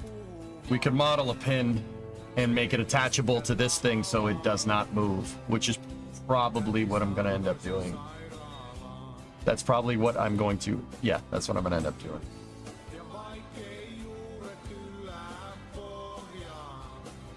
I don't know, Make.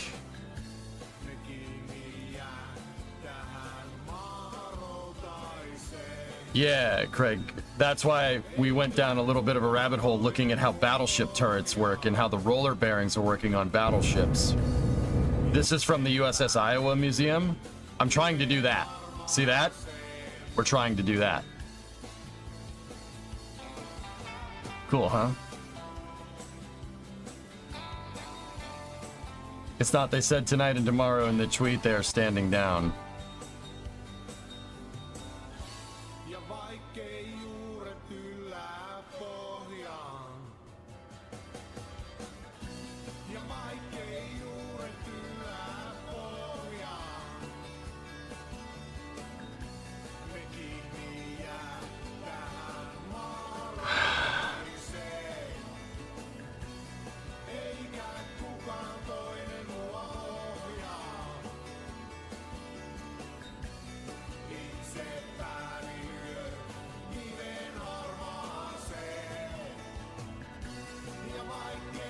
It's not really conclusive, panic loop.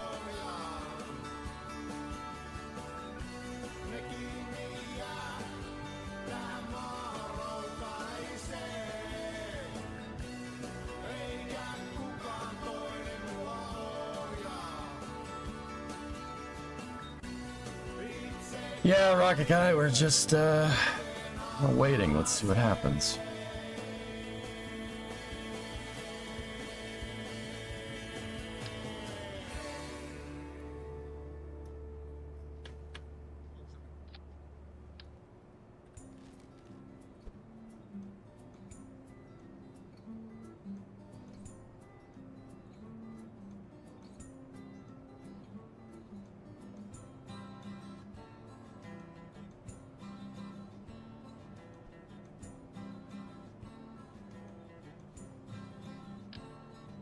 Kesä oli kuin kuuma lehmän henkäys. Sitä pois pesemään pyörillä poljettiin. Ranta liian pieni ja siinä. I'll do an old trick here, see if this works. Vain tehtaan hajua me yhdessä kirottiin. Ja Nuokkarimäessä oli häviäjä viimeinen ylhäällä. Get our old friend the Spectro bearing out. Tämmöistä painista. En jotain parempaa. What is this crane gonna be for anyway? Lifting things? What the hell else is a crane for?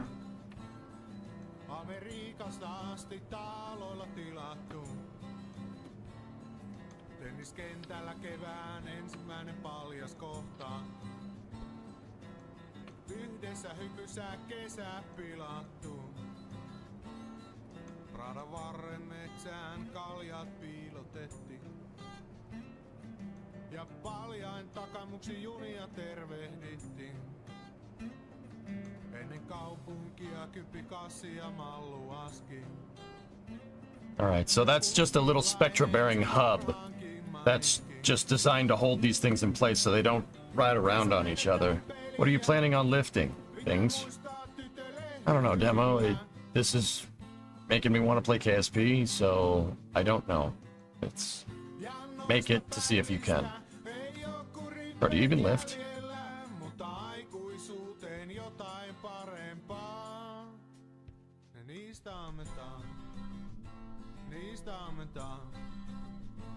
I'd argue for more of a ring than a pin. So what we're already doing. Yeah, I got you.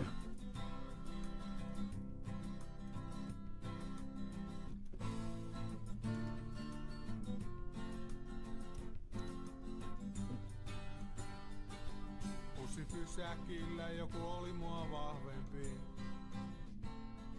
Se on helppoa, jos on mukana kaveri. metsä läpi juosten oksat piiskas naamaa. Mutta enemmän sattuti olla pelkuri. Ja kun vähän kasvettiin, kaikki takaisin korkoinen maksettiin.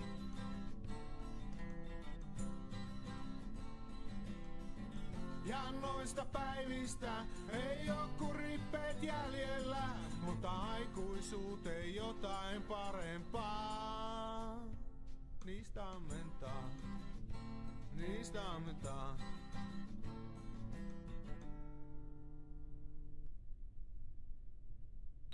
Annetaan mennä.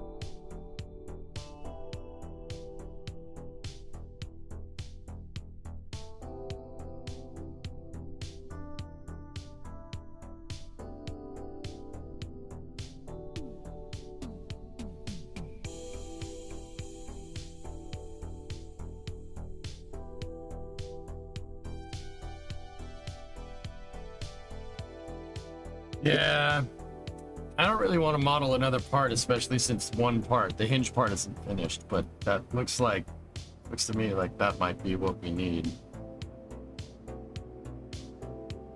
Oh gosh, I'm really running out of gas.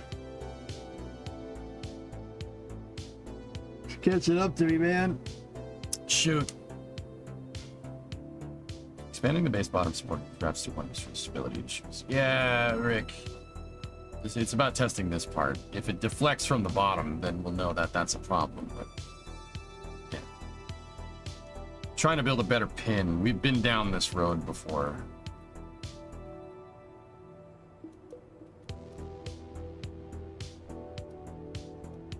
Ben, what am I making? I'm trying to make parts for a crane. Not working very well.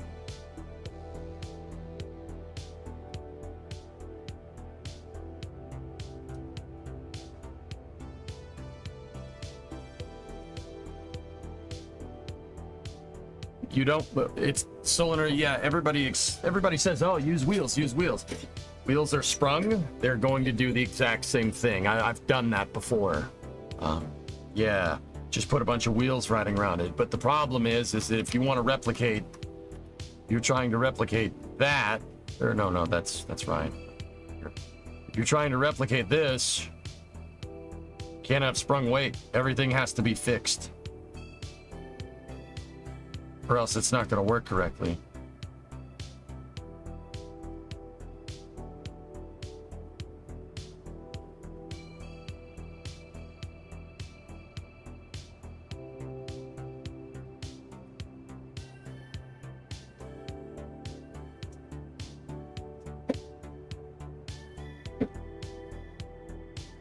I would not want to be responsible to do the clean, inspect, and grease on that. There was a thing. That's what this video shows. This Battleship video over here shows how they would grease the damn things.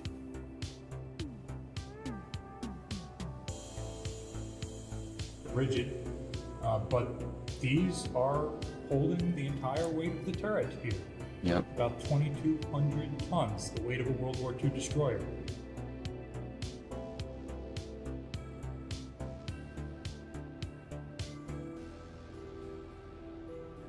Have you tried orienting the rotors 90 degrees from where they are now and pre-compressing them?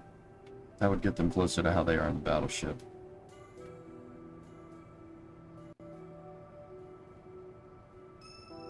It's the sketchy gliders demo that's screwing us up here.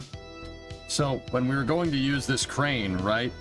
what would happen is this, the thing would bend and it would rock back and forth. And we rocked it back too hard and it snapped off. Because the robotic pieces are made of jello. That's what my hinge reinforcement bracket is designed, it's designed to overcome that problem. I think we might just need to make one for this thing and call it a day.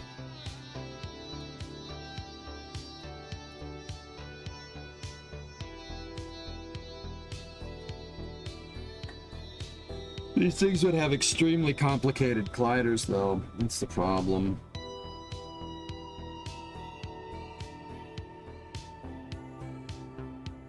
Yeah, Keen Bob, exactly.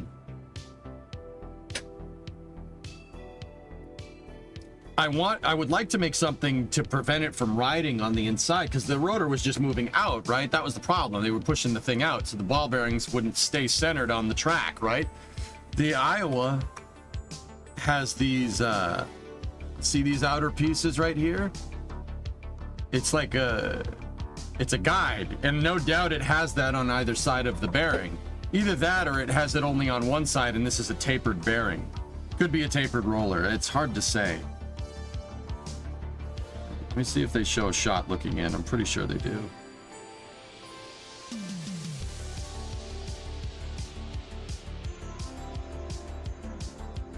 Yeah, the people that, John, the squids that inspected this put their handprints on it.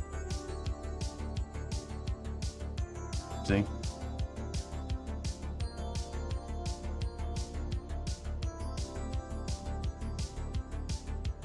How do they...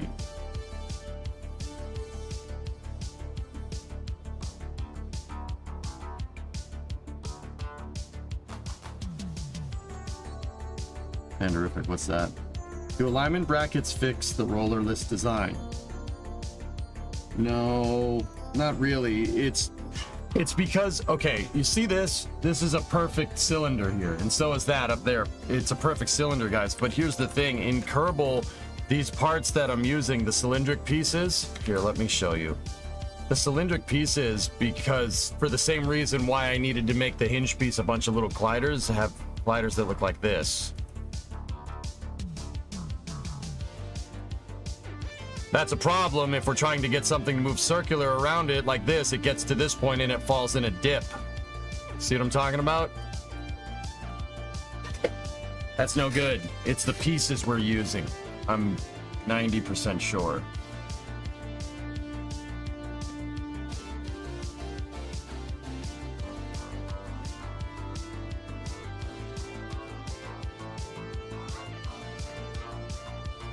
No matter what we put there, if we're using the structural tube as a roller surface, it ain't gonna work. Now, hey, it's MS Paint Stream. What's up, man? What if you used two rotors and attached the crane between them? Note, attach the bottom rotor, strut the top one.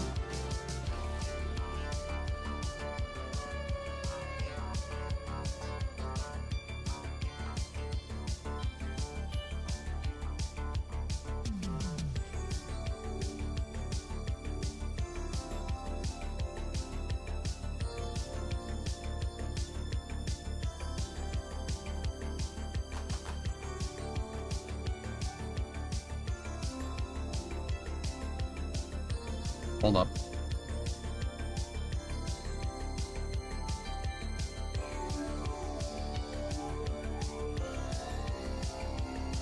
Is there a script you can use to make a whole lot of short glider sections to better approximate a circle?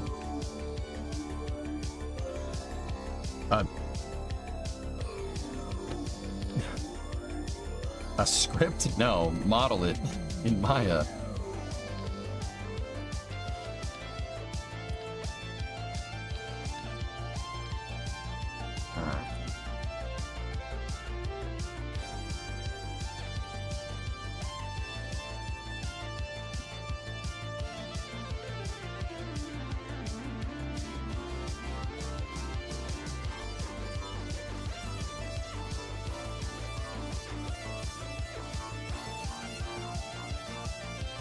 What's up, Alex? It's been cool to follow the process of the super crane. I like how insane it's become since the first test I saw.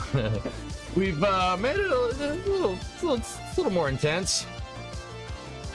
We're trying to solve a different problem here, but yeah, it's a little more intense, yeah. Yeah, it's gotten a little crazier.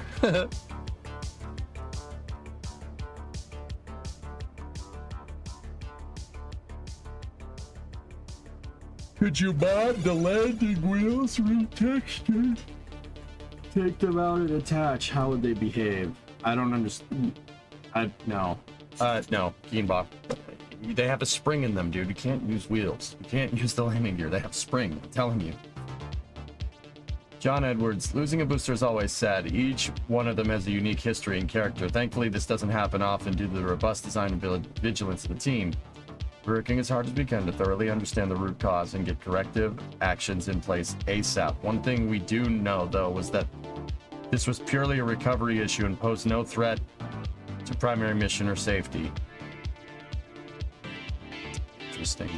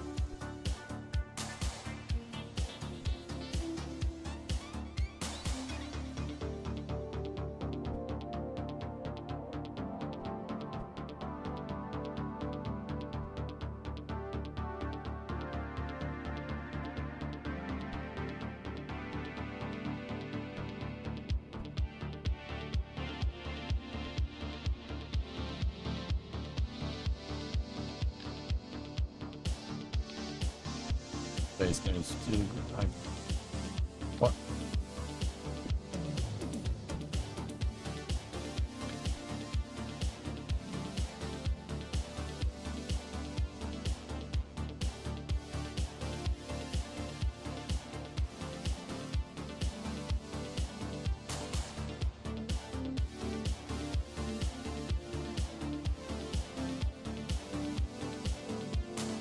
Dude, I have 1, 2, 3, 4, 5, 6, 7, 8, 9, 10, 11, 12, 13, 14, 15, 16, 17, 18, 19, 20, 21, 22, 23, 24, 25 tabs open for Space News links. And you just added 3 more. Okay. 30, 31, 32, 33. These better not be reposts, Creeper, because you definitely asked me if I already had the links. And I said I had the links already. I hope they're not reposts.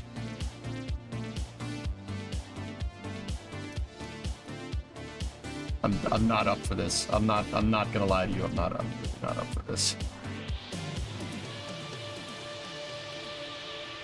These are not the ones from yesterday.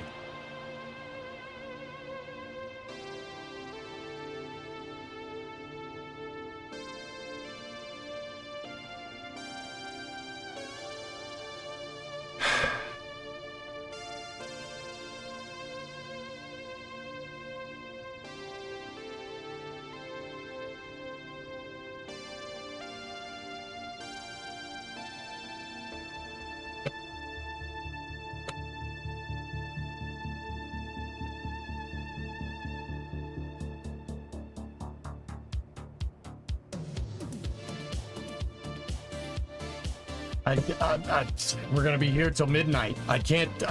No more links. No more. No more. No more. No more. I don't care if Jeff Bezos took a crap today. All right. Seriously, I don't. This is Pete Kerbal fun. I can't wait to get there.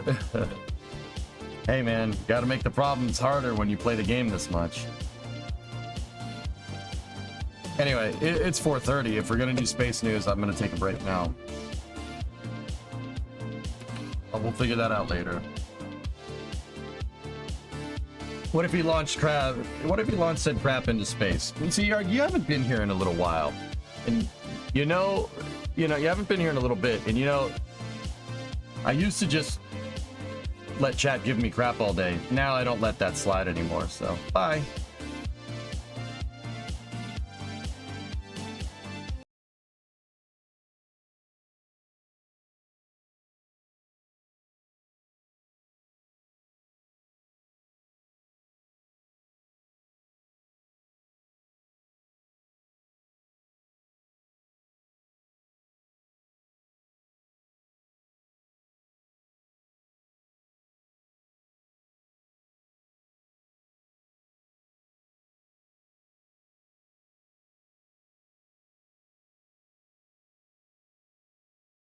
You know what? I got a better idea. I thought I left, didn't you? I got a better idea. Let's do space news at 6 o'clock. That's an hour and a half away.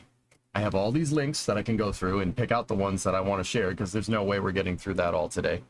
And we'll do that. We'll share all of those links. We have 4 or 5 accident investigation reports to get through, an OIG report to get through, and Jeff Bezos took a crap today, so that's good. It's great.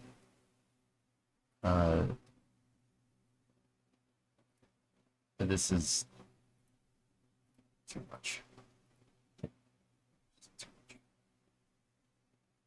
Get rid of that. When the shit goes down. Yeah, Cypress. No, I don't want to go. We can definitely get rid of that.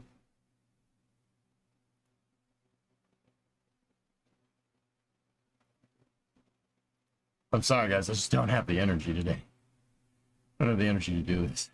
I need to take a break. Yeah, that's right, I tell.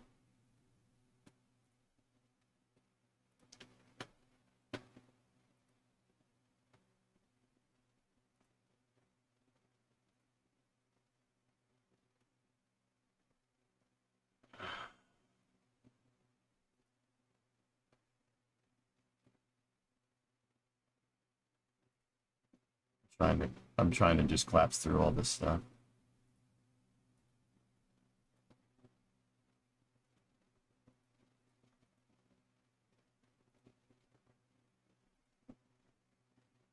And then we have up there, I have more links up there.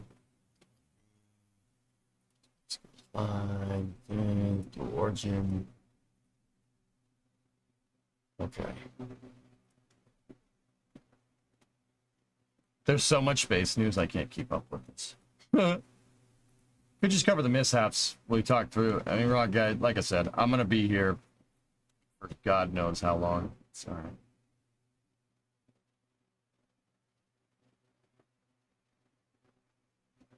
I was designing that demo, but yeah, we'll do it some other time. Yeah, so fellas, I'm probably going to, I'm going to take a break. Yeah. I don't have any energy, man. I'm sorry. I can't bring the A game.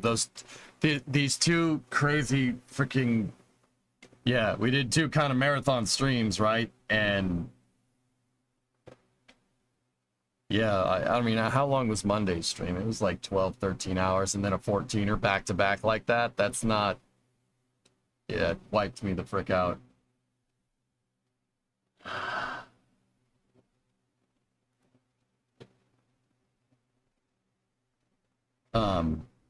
Sorry, I apologize, but I'm starting to get pissy. I get pissy with chat when I'm tired. So in order to sit here and not make a fool of myself, I'm probably going to take like an hour and a half break and just go lie down. Can always just end for the day now and just do space news only tomorrow. No, I'm good. I'm good. The reason why, Creeper, is because we got to figure, if we... My brain is just a piece of snot today. No, we got to figure out what's going on with Polaris Dawn, and I got to be here. Got to be here. So because my schedule's going to really depend on what's going to happen with that.